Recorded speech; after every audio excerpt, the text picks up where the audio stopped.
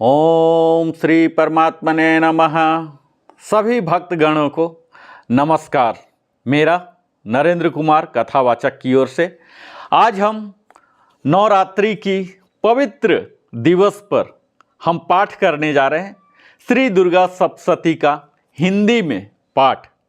यह उन भक्तगणों को मदद करेगा जो स्वयं इतना समय तक बैठकर पढ़ नहीं सकते, चाहे विजन के प्रॉब्लम या उनकी आसन सिद्धि नहीं है, इतना देर तक वो बैठ नहीं सकते किसी भी कारण से, तो वह सुन लें, इसे देख लें, उसे जिस किसी भी सुविधाजनक स्थिति में रहें। ऐसा माना जाता है कि जितना पढ़ने से लाभ है लगभग उतना ही श्रवण से भी लाभ होगा। तो यह भक्तगणों को दुर्गा सप्तशती का पूर्णतः लगभग लाभ मिल जाए, इस दृष्टिकोण से मैं आप सबों को समर्पित करता हूँ। मैं इस वीडियो में आगे बढ़ूँ इससे पहले आप सभी भक्तगणों से विनम्र निवेदन मैं करता हूँ, आप इस चैनल को अवश्य ही सब्सक्राइब कर लें, लाइक कर लें और आप अब हमारे साथ जुड़ जाएं। भारतीय संस्कृति का कोई भी प्रेमी आज दुर्गातिनाशिनी शक्ति पराम्बा भगवती दुर्गा एवं उनकी उपासना के लिए सर्वोत्तम और सर्वमान्य ग्रंथ रत्न दुर्गा सप्तशती से अपरिचित नहीं है। यह एक आशीर्वादात्मक ग्रंथ रत्न है। आज तक न जाने कितने भक्त इस ग्रंथ के द्वारा भगवती की उपासना करके अपने मनोरथ सिद्ध कर चुके हैं। इस ग्रंथ के नित्य पाठ से जहां समस्त कामनाओं को सिद्ध किया जा सकता है, वहीं भगवती की कृपा और मुक्ति भी सहज ही प्राप्त की जा सकती है। इसीलिए प्रत्येक श्रद्धालु, चाहे वह किसी भी देश, वेश, मत, संप्रदाय से संबंधित क्यों न हो, दुर्गा सप्तशती का आश्रय ग्रहण कर सकता है। श्रद्धालु भक्तों के कल्याणार्थ यह पुस्तक गीता प्रेस ने लिखा है। यह दिव्य ग्रंथ है जिसका मैं पाठ कर रहा हूं, जिसका केवल मूल हिंदी अनुवाद यहां मैं करूंगा और इसी परंपरा से संस्कृत ज्ञान से अनभिज्ञ जो लोग हैं, जो पढ़ नहीं सकते, समझ नहीं सकते, उन दर्शकों की सुविधा को ध्यान में रखकर यह भगवती की कृपा से इस सुंदर जो इतिहास है दुर्गा सप्तशती का हिंदी में मैं आप सबों के पास समक्ष ये कर रहा हूं, समर्पित कर रहा हूं। इसमें हम देखेंगे प्रमुखतः इसकी सप्त श्लोकी दुर्गा देखेंगे, श्री दुर्गा स्तोत्र देखेंगे और पाठ विधि क्या है इसे भी शॉर्टकट में देख लेंगे, जिसके तहत देवी कवच, अर्गला स्तोत्र, कीलक, वेदोक्त रात्रि सूत्र, तंत्रोक्त रात्रि सूत्र, श्रीदेव्यर्थार्थ शीर्ष, नरवान विधि, सप्तशती न्यास और दुर्गा सप्तशती का 13वां अध्याय हिंदी में देखेंगे। इसके साथ ही हम प्रयास करेंगे कि क्षमा प्रार्थना, आरती आदि भी विषयों को मैं ज़्यादा से ज़्यादा कवर कर लूं। हालांकि हमारे पास समय की थोड़ी कमी है, पर माँ भगवती से हम देखते हैं कि कितना समय हमें देते हैं और कितना आगे तक मैं जा पाता हूं। तो प्रारंभ करते हैं सप्त श्लोकी दुर्गा से। शिवजी बोले, हे देवी, तुम भक्तों के लिए सुलभ हो और समस्त कर्मों का विधान करने वाली हो। कलयुग में कामनाओं की सिद्धि हेतु यदि कोई उपाय हो तो उसे अपनी वाणी द्वारा सम्यक रूप से व्यक्त करो। देवी ने कहा, हे देव, आपका मेरे ऊपर बहुत स्नेह है। कलयुग में समस्त कामनाओं को सिद्ध करने वाला जो साधन है वह बतलाऊंगी, सुन। उसका नाम है अंबा स्तुति। ओम। इस दुर्गा सप्तशती श्लोक की स्तोत्र मंत्र के नारायण ऋषि हैं, अनुष्ट छंद हैं, श्री महाकाली, महालक्ष्मी और महासरस्वती देवता हैं। श्री दुर्गा की प्रसन्नता के लिए सप्त श्लोकी की दुर्गा पाठ में इसका विनियोग किया जाता है। वे भगवती महामाया देवी ज्ञानियों के भी चित्त को बलपूर्वक खींचकर मोह में डाल देती हैं। माँ दुर्गे आप स्मरण करने पर सब प्राणियों का भय हर लेती हैं और स्वस्थ पुरुषों द्वारा चिंतन करने पर उन्हें परम कल्याणमयी बुद्धि प्रदान करती हैं। दुख, दरिद्रता और भय हरने वाली देवी, आपके सिवा दूसरा कौन है जिसका चित्त सबका उपकार करने के लिए सदा ही दयार्थ रहता हो। नारायणी, तुम सब प्रकार का मंगल प्रदान करने वाली मंगलमयी हो, कल्याणदायी शिवा हो, सब पुरुषार्थों को सिद्ध करने वाली शरणागत वत्सल्या, तीन नेत्रों वाली एवं गौरी हो। तुम्हें नमस्कार है। शरण में आए हुए दीनों एवं पीड़ितों की रक्षा में संलग्न रहने वाली तथा सबकी पीड़ा दूर करने वाली नारायणी देवी, तुम्हें नमस्कार है। सर्वस्वरूपा, सर्वेश्वरी तथा सब प्रकार की शक्तियों से संपन्न दिव्य रूपा दुर्गे देवी, सब भयों से हमारी रक्षा करो। तुम्हें नमस्कार है। देवी, तुम प्रसन्न होने पर सब रोगों को नष्ट कर देती है और कुपित होने पर मनोवांछित सभी कामनाओं का नाश कर देती हो। जो लोग तुम्हारी शरण में आ चुके हैं उन पर विपत्ति तो आती ही नहीं। तुम्हारी शरण में गए हुए मनुष्य दूसरों के शरण देने वाले हो जाते हैं। सर्वेश्वरी, तुम इसी प्रकार तीनों लोकों की समस्त बाधाओं को शांत करो और हमारे शत्रुओं का नाश करती रहो। ओम दुर्गाय नमः। श्री दुर्गाष्टोत्तर शतनाम स्तोत्र अब मैं बोलने जा रहा हूं।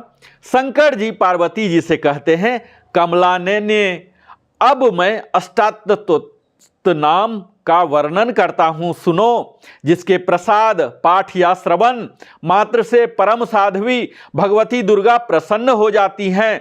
ओम सती साध्वी भवप्रीता, भगवान शिव पर प्रीति रखने वाली, भवानी भवमोचनी, संसार बंधन से मुक्त करने वाली, आर्या, दुर्गा, जया, आद्या, त्रिनेत्रा, शूलधारिणी, पिनाक धारिणी, चित्रा, चंड घंटा, प्रचंड स्वर से घंटा नाद करने वाली, महातपा, भारी तपस्या करने वाली, मनः, मनन शक्ति, बुद्धि, बोध शक्ति, अहंकारा, अहंता का आश्रय, चित्त रूपा, चिता, चिति, चेतना, सर्व मंत्रमयी, सत्ता, सत्य स्वरूपा, सत्यानंद स्वरूपिणी, अनंता, जिनके स्वरूप का कहीं अंत नहीं, भाविनी, सबको उत्पन्न करने वाली, भाव्या, भावना एवं ध्यान करने योग्य, भव्या, कल्याण रूपा, अभव्या, जिससे बढ़कर भव्य कहीं है नहीं,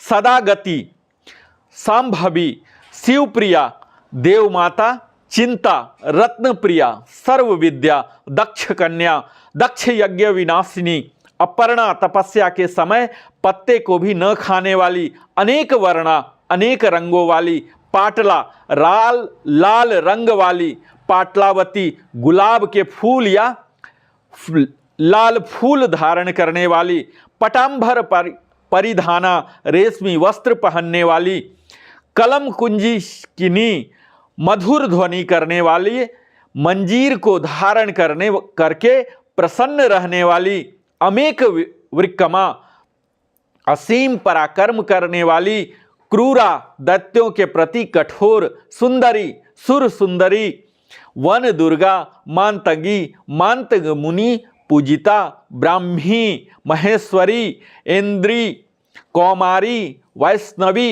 चामुंडा, वाराही, लक्ष्मी, पुरसाकृत, विमला, उत्कर्षिणी, ज्ञान्या, क्रिया, नित्या, बुद्धिदा, बहुला, बहुल प्रेमा, सर्वावाहन वाहना, निशुंभ शुंभ हननी, महिषासुर मर्दिनी, मधुकैटभ हंत्री, चंड मुंड विनाशिनी, सर्वासुर विनाशा, सर्वदान वघातिनी, सर्वशास्त्रमयी, सत्या, सर्वास्त्रधारिणी, अनेक शास्त्रहस्ता, अनेक अस्त्रधारिणी, कुमारी, एक कन्या, कैशोरी, युवती, यति, अपौढ़ा, पौढ़ा, बुद्धमता, बलप्रदा, महोदरी, मुक्तकेशी, घोर रूपा, महाबला, अग्निज्वाला, रौद्रमुखी, कालरात्रि, तपस्विनी, नारायणी, भद्रकाली,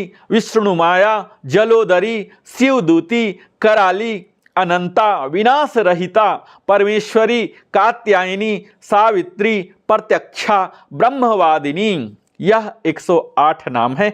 इसका पाठ करने से ऐसा माना जाता है कि दुर्गा की असीम अनुकंपा हमें जीवन भर बनी रहती है। देवी पार्वती जो प्रतिदिन दुर्गा जी के इस अष्टोत्तर शतनाम का पाठ करता है, उसके लिए तीनों लोक में कुछ भी असाध्य नहीं है। वह धन, धान्य, पुत्र, स्त्री, घोड़ा, हाथी, धर्म आदि 4 पुरुषार्थ तथा अंत में सनातन मुक्ति भी प्राप्त कर लेता है। कुमारी का पूजन और देवी सुरेश्वरी का ध्यान करके पराभक्ति के साथ उनका पूजन करें, फिर अष्टोत्तर शतनाम का पाठ आरंभ करें। देवी जो ऐसा करता है उसे सब श्रेष्ठ देवताओं से भी सिद्धि प्राप्त होती है। राजा उसके दास हो जाते हैं, वह राज्य लक्ष्मी को प्राप्त कर लेता है। गोरोचन, लाक्षा, कुकुंडम, कुमकुम, सिंदूर, कपूर, घी अथवा दूध, चीनी और मधु, इन वस्तुओं को एकत्र करके इनसे विधि पूर्वक यंत्र लिखकर जो विविध पुरुष सदा उस यंत्र को धारण करता है, वह शिव के तुल्य मोक्ष रूप हो जाता है। भामवती अमावस्या की आधी रात में जब चंद्रमा शतभिषा नक्षत्र पर हो, उस समय इस स्तोत्र को लिखकर जो इसका पाठ करता है वह संपत्तिशाली हो जाता है। पाठ विधि को मैं बता देता हूं थोड़ा सा। साधक स्नान करके पवित्र हो आसन शुद्धि की क्रिया संपन्न करके शुद्ध आसन पर बैठें। साथ में शुद्ध जल, पूजन सामग्री और दुर्गा सप्तशती की पुस्तक रखें। पुस्तक को अपने सामने काष्ठ आदि की शुद्ध आसन पर विराजमान करें। अगर आपके पास व्यास पट्टी है तो उस पर रख लें। ललाट में अपने रुचि के अनुसार भस्म, चंदन अथवा रोरी लगा लें, शिखा बांध लें। फिर पूर्वाभिमुख होकर, पूर्व की दिशा होकर तत्व शुद्धि के लिए 4 बार आचमन करें। उस समय अंगांकित 4 मंत्रों को क्रमशः पढ़ें। तो मैं अब मंत्र पाठ कर रहा हूं।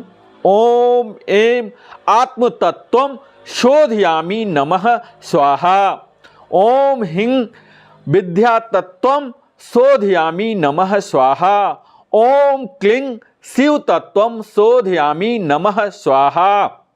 ओम ऐं ह्रीं क्लीं सर्व तत्वम शोधयामि नमः स्वाहा। तत्पश्चात प्राणायाम करके, आपको मालूम ही होगा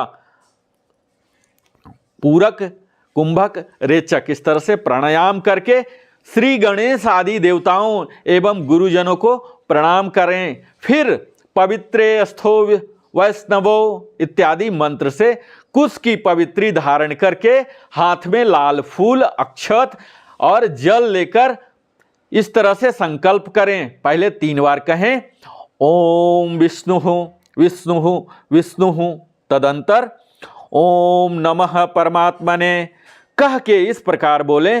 श्री पुराण पुरुषोत्तम श्री विष्णु की आज्ञा से आज पर्वतमान श्री ब्रह्मा के द्वितीय परार्थ में श्री श्वेता वाराह कल्प में वैवस्तो मनवंतर के 28वें कलयुग के प्रथम चरण में जम्बू द्वीपे के अंतर्गत भारतवर्ष के भारतखंड में आर्यावर्त के अंतर्गत ब्रह्मावर्त के पुण्यप्रद एक देश में बौद्धावतार में अपना नाम, गोत्र ये सब आप लेंगे।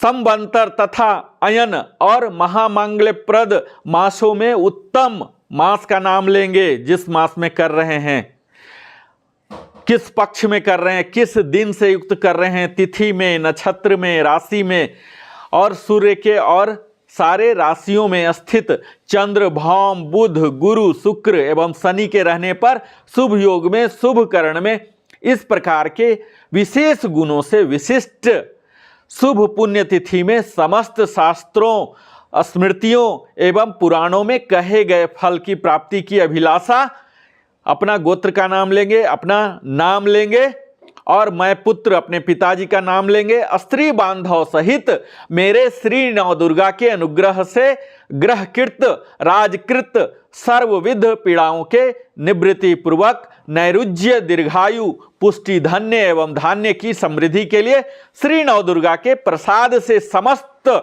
आपत्तियों की निवृत्ति एवं समस्त अभिष्ट फल की प्राप्ति, धर्म अर्थ काम को मोक्ष, इन चतुर्विध पुरुषार्थों की सिद्धि द्वारा श्री महाकाली महालक्ष्मी एवं महासरस्वती देवता की प्रीति के लिए शापोद्धार पूर्वक कवच, अर्गला, कील का पाठक तथा वेद तंत्र, उक्त रात्रि सूक्त पाठ, दिव्यर्थ शीर्ष पाठ और न्यास विधि सहित नरवान जप तथा सप्तशती न्यास ध्यान सहित चरित्र संबंधी विनियोग एवं न्यास और ध्यान पूर्वक मार्कंडेय जी बोले सार्वणी नामक मनु होंगे।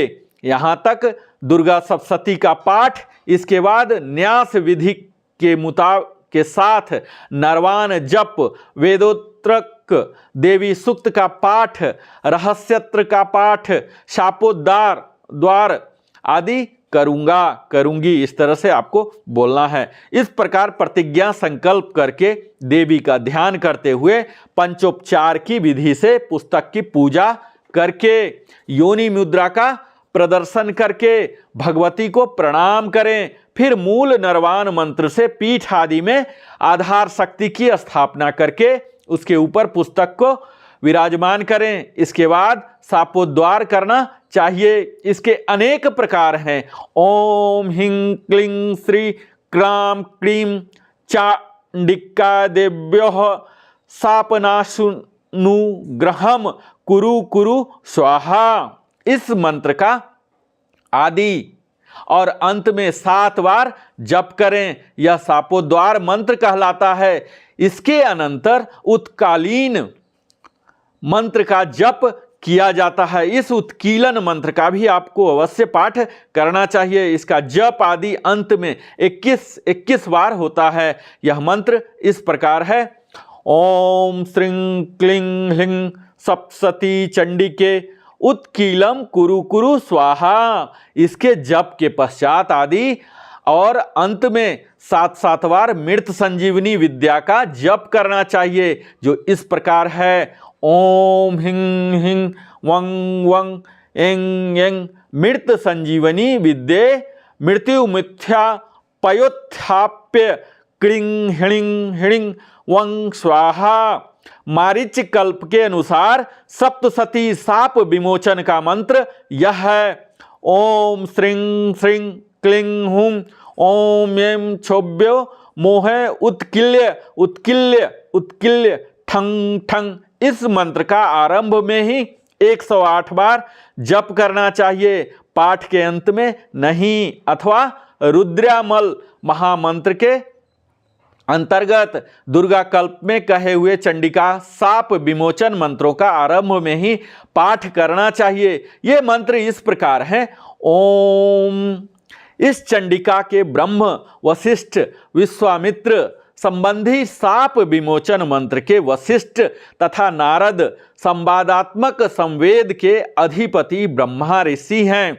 सर्वेश्वर कारिणी श्री दुर्गा देवता दुर्गा के तीनों चरित्र बीज हैं। हिम शक्ति त्रिगुणात्मक स्वरूपिणी चंडिका की शाप विमुक्ति में अपने किए हुए संकल्पित कार्य की सिद्धि के लिए जप में इसका विनियोग किया जाता है। ओम हिं ह्रीं रेतः स्वरूप पिन्य मधु कैट भम दिण्य ब्रह्म वशिष्ठ विश्वामित्र साद पाद विमुक्ता भवे। ओम श्रीं बुद्धि स्वरूप पिण्य महिषासुर सैन्य नाशिन्य ब्रह्म वशिष्ठ विश्वामित्र सापाद विमुक्ता भव।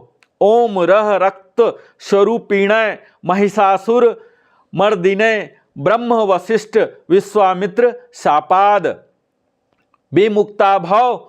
ओम छुम क्षुधा स्वरूपिण देववंत्याय ब्रह्म वशिष्ठवी श्रामित्र सापद विमुक्ता भव।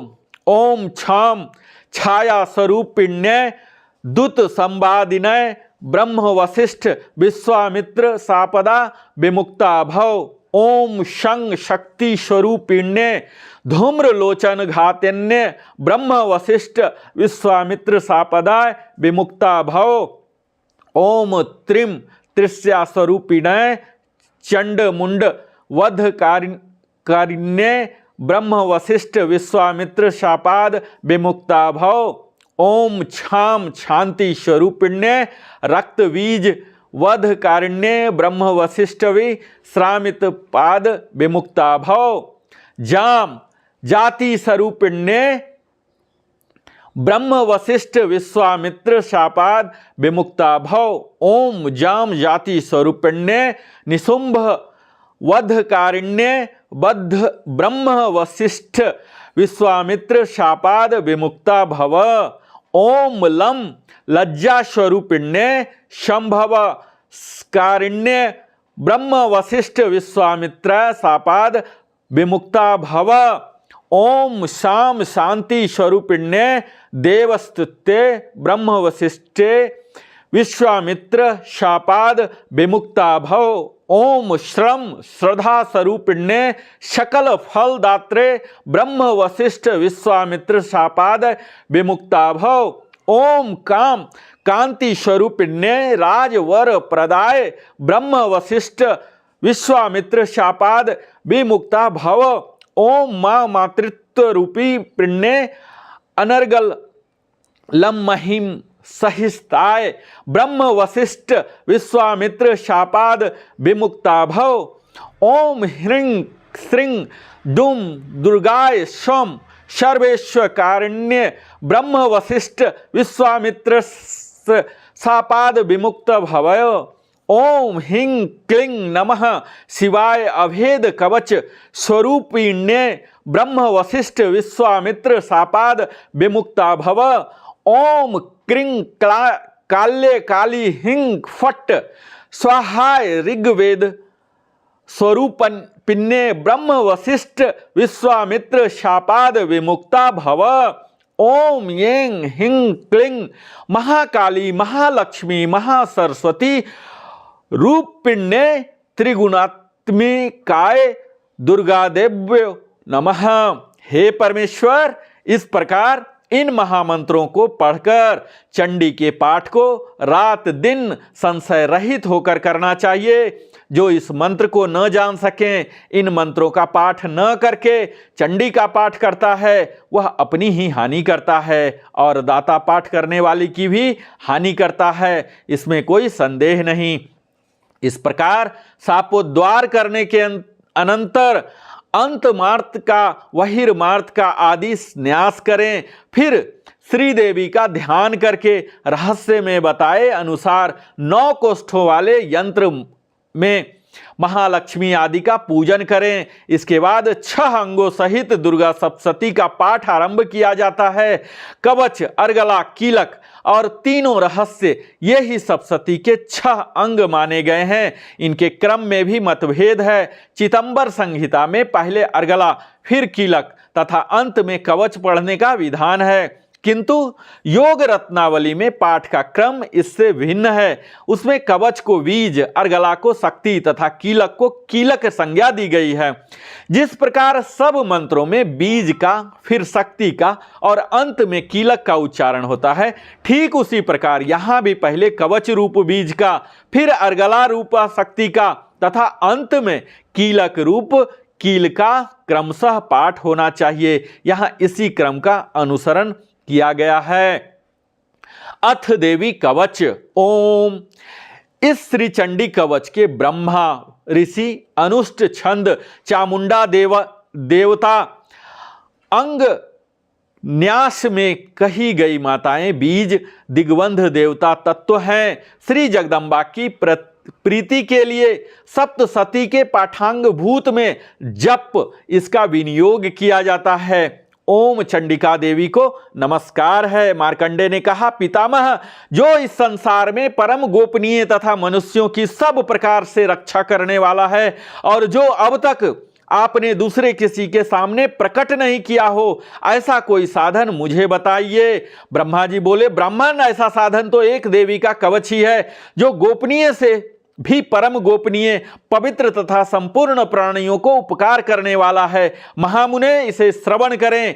देवी को 9 मूर्तियां हैं, जिन्हें 9 दुर्गा कहते हैं। उनके पृथक पृथक नाम बतलाए जाते हैं। प्रथम नाम शैलपुत्री है, दूसरा मूर्ति का नाम ब्रह्मचारिणी है, तीसरा स्वरूप चंद्रघंटा के नाम से प्रसिद्ध है, चौथा मूर्ति को कुष्मांडा कहते हैं, पांचवा दुर्गा का नाम स्कंद माता है, देवी के छठे स्वरूप को कात्यायनी कहते हैं, सातवां कालरात्रि और आठवां स्वरूप महागौरी के नाम से प्रसिद्ध है, नौवीं दुर्गा का नाम सिद्धदात्री है। ये सब नाम सर्वज्ञ महात्मा वेद भगवान के द्वारा ही प्रतिपादित हुए हैं। जो मनुष्य अग्नि में जल रहा हो, रणभूमि में शत्रुओं से घिर गया हो, विषम संकट में फंस गया हो तथा इस प्रकार भय से आतुर होकर जो भगवती दुर्गा की शरण में प्राप्त हुए हो, उनका कभी कोई अमंगल नहीं होता। युद्ध के समय संकट में पड़ने पर भी उनके ऊपर कोई विपत्ति नहीं दिखाई देता, उन्हें शोक दुख भय की प्राप्ति नहीं होती। जिन्होंने भक्ति पूर्वक देवी का स्मरण किया है, उनका निश्चय ही अभ्युदय होता है। देवेश्वरी, जो तुम्हारा चिंतन करते हैं, उनकी तुम निसंदेह रक्षा करती हो। चामुंडा देवी प्रेत पर आरूढ़ होती हैं, वराही भैंसे पर सवारी करती हैं, इंद्री का वाहन ऐरावत हाथी है, वैष्णवी देवी गरुड़ पर ही आसन जमाती हैं, महेश्वरी वृषभ पर आरूढ़ होती हैं, कौमारी का वाहन मयूर है। भगवान विष्णु की प्रियतमा लक्ष्मी देवी कमल के आसन पर विराजमान हैं और हाथों में कमल धारण किए हुए हैं। वृषभ पर आरूढ़ ईश्वरी देवी ने श्वेत रूप धारण कर रखा है। ब्रह्मी देवी हंस पर बैठी हुई हैं और सब प्रकार के आभूषणों से विभूषित हैं। इसके सिवा और भी बहुत सी देवियां हैं जो अनेक प्रकार के आभूषणों की सेवा से युक्त तथा नाना प्रकार के रत्नों से सुशोभित हैं। ये संपूर्ण देवियां क्रोध में भरी हुई हैं और भक्तों की रक्षा के लिए रथ पर बैठी दिखाई देती हैं। ये शंख चक्र गदा शक्ति हल और मूसल खेटक और तोमर परशु तथा पास कुंत और त्रिशूल एवं उत्तम सांख धनुष आदि अस्त्र शस्त्र अपने हाथों में धारण करती हैं। दैत्यों के शरीर का नाश करना, भक्तों को अभयदान देना और देवताओं का कल्याण करना, यही उनके शस्त्र धारण का उद्देश्य है। कवच आरंभ करने के पहले इस प्रकार प्रार्थना करना चाहिए। महान रौद्र रूप, अत्यंत घोर पराक्रम, महाबल और महान उत्साह वाली देवी, तुम महान भय का नाश करने वाली हो, तुम्हें नमस्कार है। तुम्हारी और देखना भी कठिन है। शत्रुओं का भय बढ़ाने वाली जगदम्बिके, मेरा रक्षा करो। पूर्व दिशा में इंद्र शक्ति, मेरी रक्षा करें। अग्निकोण में अग्नि शक्ति, दक्षिण दिशा में वाराही और नैत्रिण्य कोण में खड़ंग धारणी, मेरी रक्षा करें। पश्चिम दिशा में वारुणी और वाव्य कोण में मृग पर सवारी करने वाली देवी, मेरी रक्षा करें। उत्तर दिशा में कौमारी और ईशान कोण में शूल धारिणी देवी, रक्षा करें। ब्राह्मणी, तुम ऊपर की ओर से मेरी रक्षा करो और वैष्णव देवी नीचे की ओर से मेरी रक्षा करें। इसी प्रकार 100 को अपना वाहन बनाने वाले चामुंडा देवी 10 दिशाओं से मेरी रक्षा करें। जया आगे से और विजया पीछे से मेरी रक्षा करें। वाम भाग से अजिता और दक्षिण भाग से अपराजिता रक्षा करें। उद्योनितिनी शिखा की रक्षा करें। उमा मेरे मस्तक पर विराजमान होकर रक्षा करें। ललाट में मलाधरी रक्षा करें और यशस्विनी देवी और भौहों का संरक्षण करें। भौहों के मध्य भाग में त्रिनेत्रा और नथुनों की यम घंटा देवी रक्षा करें। दोनों नेत्रों के मध्य भाग में शंखिनी और कानों में द्वारवासिनी रक्षा करें। कालिका देवी कपोलों की तथा भगवती शंकरी कानों के मूल भाग की रक्षा करें। नासिका में सुगंधा और ऊपर के ओठ में चर्चिका देवी रक्षा करें। नीचे के ओठ में अमृत कला और जिह्वा में सरस्वती देवी रक्षा करें। कौमारी दांतों की और चंडिका कंठ प्रदेश की रक्षा करें। चित्र घंटा गले की घंटी की और महामाया तालू में रहकर रक्षा करें। कामाक्षी ठोड़ी की और सर्वमंगला मेरी वाणी की रक्षा करें, भद्रकाली ग्रीवा में और धनुधरी पृष्ठवंश मेरुदंड में रहकर रक्षा करें, कंठ के बाहरी भाग में नील ग्रीवा और कंठ की नली में नल कुबरी रक्षा करें, दोनों कंधों में खड़ंगिनी और मेरे दोनों भुजाओं की वज्रधारिणी करें, दोनों हाथों में दंडनी और अंगुलियों में अंबिका रक्षण करें, शूलेश्वरी नखों की रक्षा करें, कुलेश्वरी कुच्छी पेट में रहकर रक्षा करें, महादेवी दोनों स्तनों की और शोक विनाशिनी देवी मन की रक्षा करें, ललिता देवी हृदय में और शूल धारणी उदर में रहकर रक्षा करें, नाभि में कामनी और गुह भाग की गुहेश्वरी रक्षा करें, पूतना और कामिका लिंग की और महिषवाहिनी गुदा की रक्षा करें, भगवती कटी भाग में और विंध्यवासिनी घुटनों की रक्षा करें, संपूर्ण कामनाओं को देने वाली महाबला देवी दोनों पिंडलियों की रक्षा करें, नरसिंही दोनों घुट्टियों की और तेजसी देवी दोनों चरणों के पृष्ठ भाग की रक्षा करें, श्रीदेवी पैरों की अंगुलियों में और तलवासिनी पैरों के तलुओं में रहकर रक्षा करें, अपने दाढ़ों के कारण भयंकर दिखाई देने वाली दृष्टाकरावली देवी नखों की और ऊर्ध्व केसनी देवी केशों की रक्षा करें, रोमावलियों के छिद्रों में कौबेरी और त्वचा की बागेश्वरी देवी रक्षा करें, पर्वता देवी रक्त मज्जा वसा मांस हड्डी और मेद की रक्षा करें, आंतों की काल रात्रि और पित्त को मुक्तेश्वरी रक्षा करें, मूलाधार आदि कमल कोशों में पद्मावती देवी और कफ में चूड़ामणि देवी स्थित होकर रक्षा करें,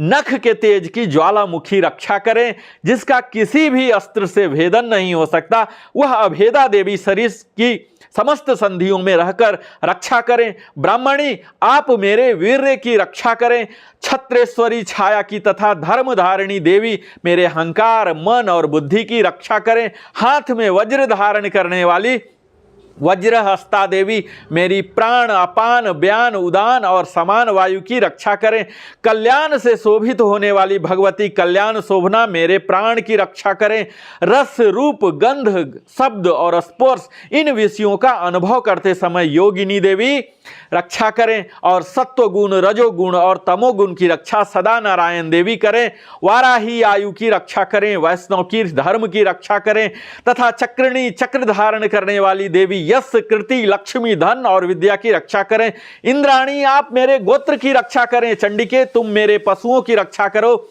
महालक्ष्मी पुत्रों की रक्षा करें और भैरवी पत्नी की रक्षा करें, मेरे पथ की सुपथा तथा मार्ग की क्षेमकारी रक्षा करें, राजा के दरबार में महालक्ष्मी रक्षा करें तथा सब ओर व्याप्त रहने वाली विद्या देवी संपूर्ण भयों से रक्षा करें।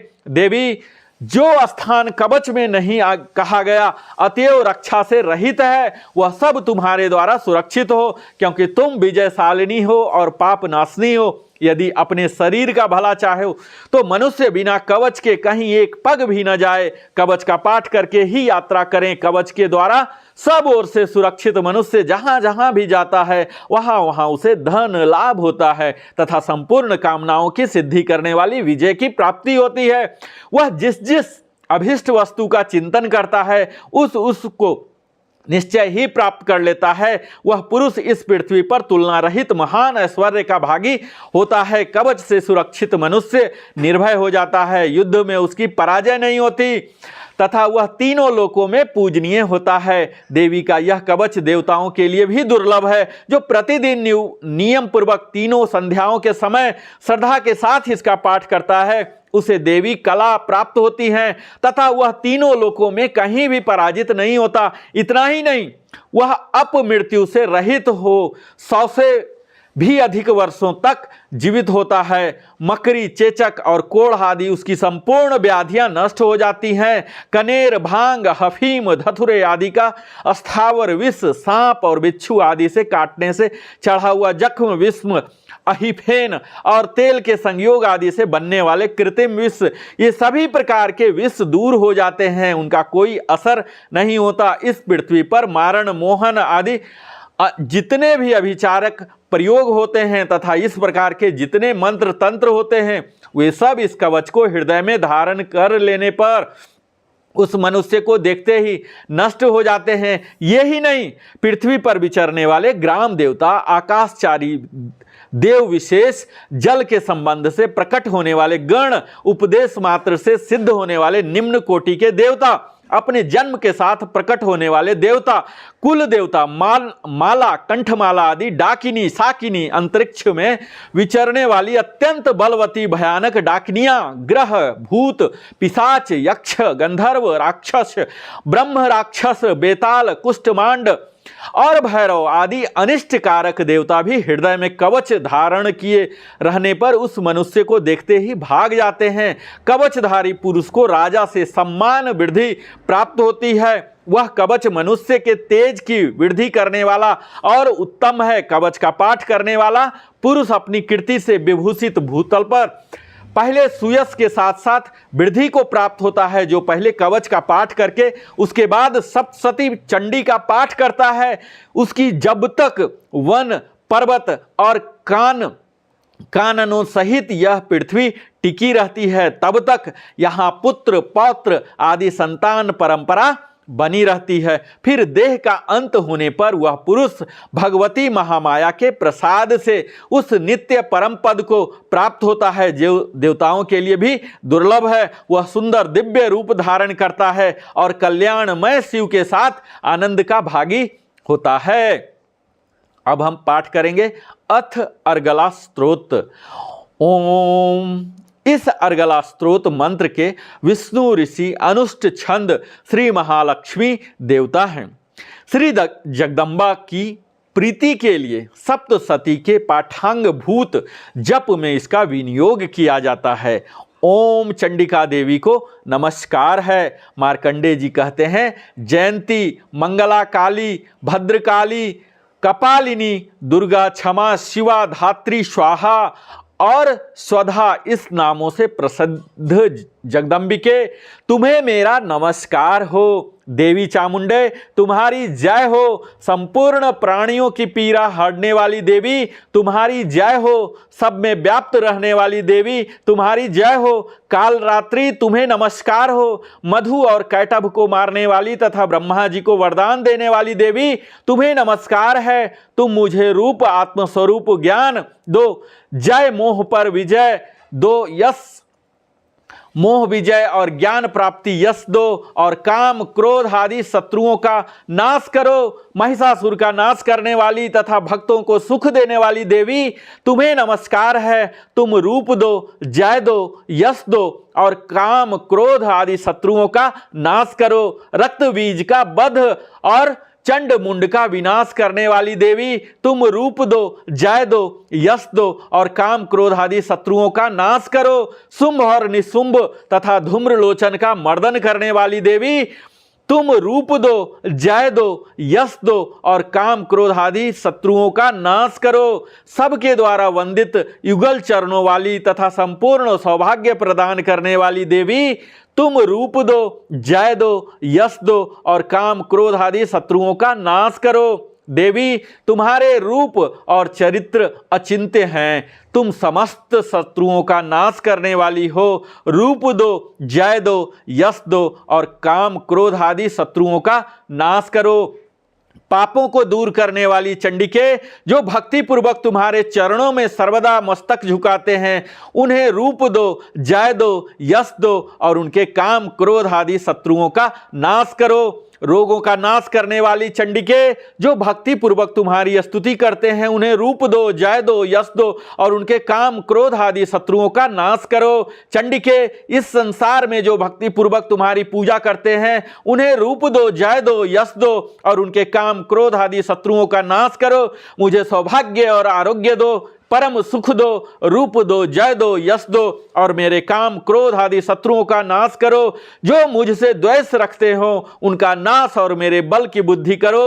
रूप दो, जय दो, यश दो और मेरे काम क्रोध आदि शत्रुओं का नाश करो। देवी, मेरा कल्याण करो, मुझे उत्तम संपत्ति प्रदान करो। रूप दो, जय दो, यश दो और काम क्रोध आदि शत्रुओं का नाश करो। अंबिके, देवता और असुर दोनों ही अपने माथे के मुकुट की मणियों को तुम्हारे चरणों पर घिसते हैं।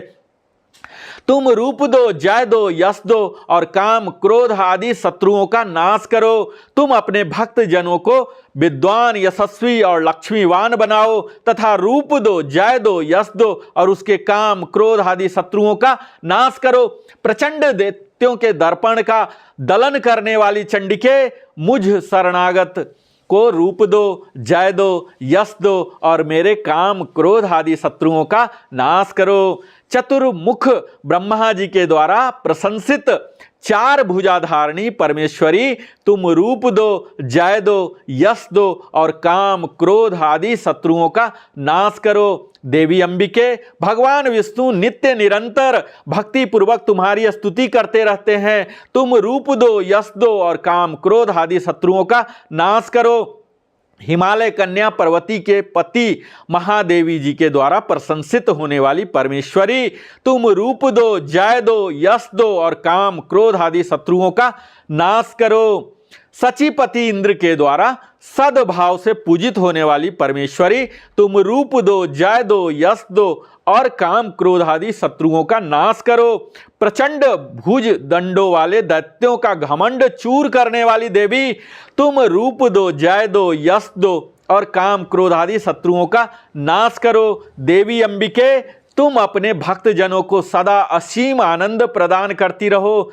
मुझे रूप दो, जय दो, यश दो और मेरे काम क्रोध आदि शत्रुओं का नाश करो। मन की इच्छा के अनुसार चलने वाली मनोहर पत्नी प्रदान करो, जो दुर्गम संसार सागर से तारने वाली तथा उत्तम कुल में उत्पन्न हुई हो। जो मनुष्य इस स्तोत्र का पाठ करके सप्तसती रूपी महास्त्रोत का पाठ करता है, वह सप्तसती की जप संख्या से मिलने वाले श्रेष्ठ फल को प्राप्त होता है। साथ ही वह प्रचुर संपत्ति भी प्राप्त कर लेता है।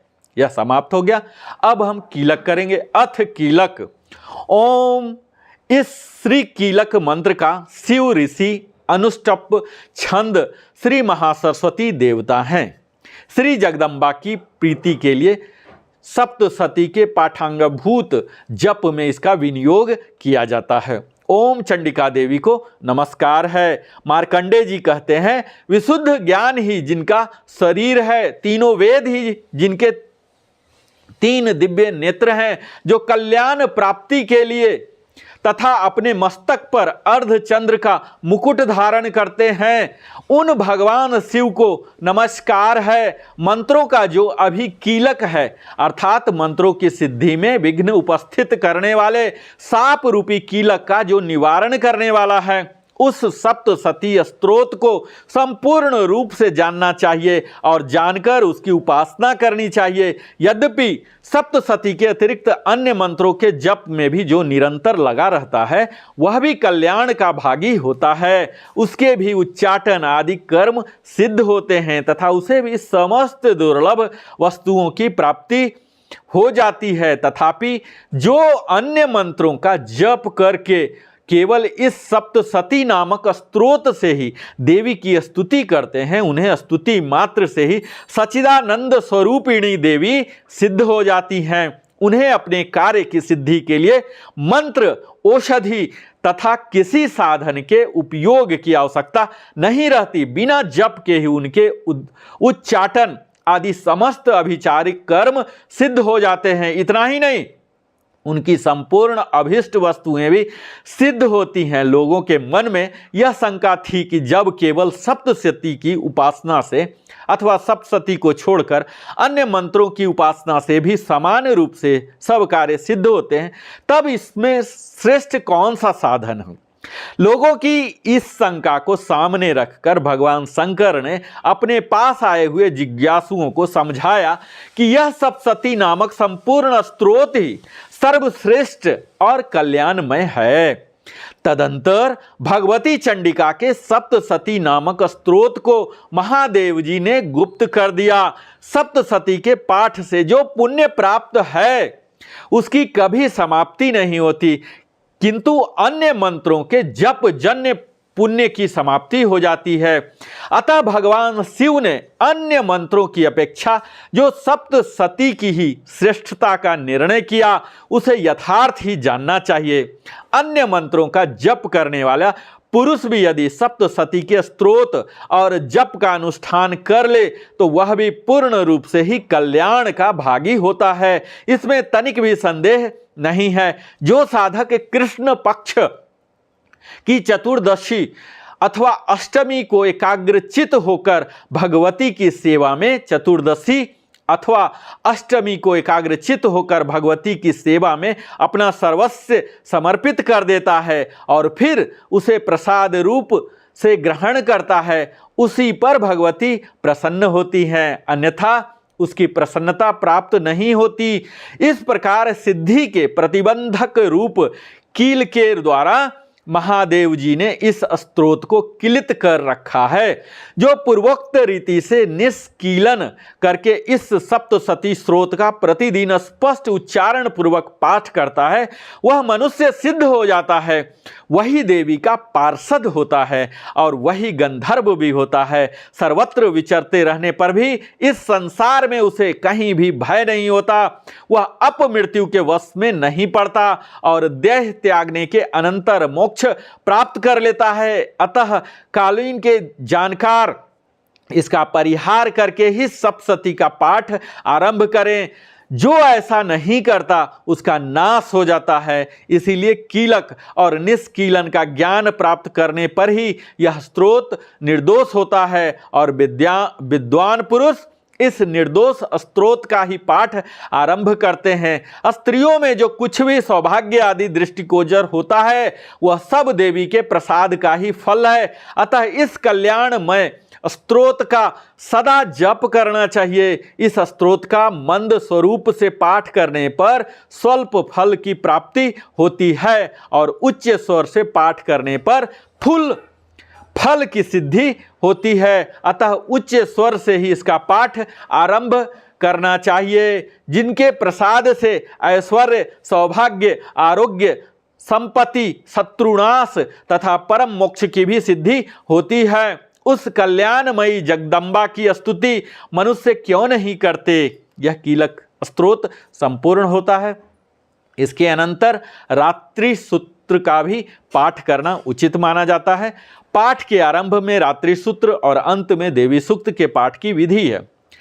मारीच कल्प का वचन है, रात्रि सूक्तम पठेदादो मध्ये ससप्तिस्तम प्रांते तु पठनीयम वै देवी सूक्ति मिति क्रमः। रात्रि सूक्त के बाद विनियोग, न्यास और ध्यान पूर्वक नरवाण मंत्र का जप करके सप्तशती का पाठ आरंभ करना चाहिए।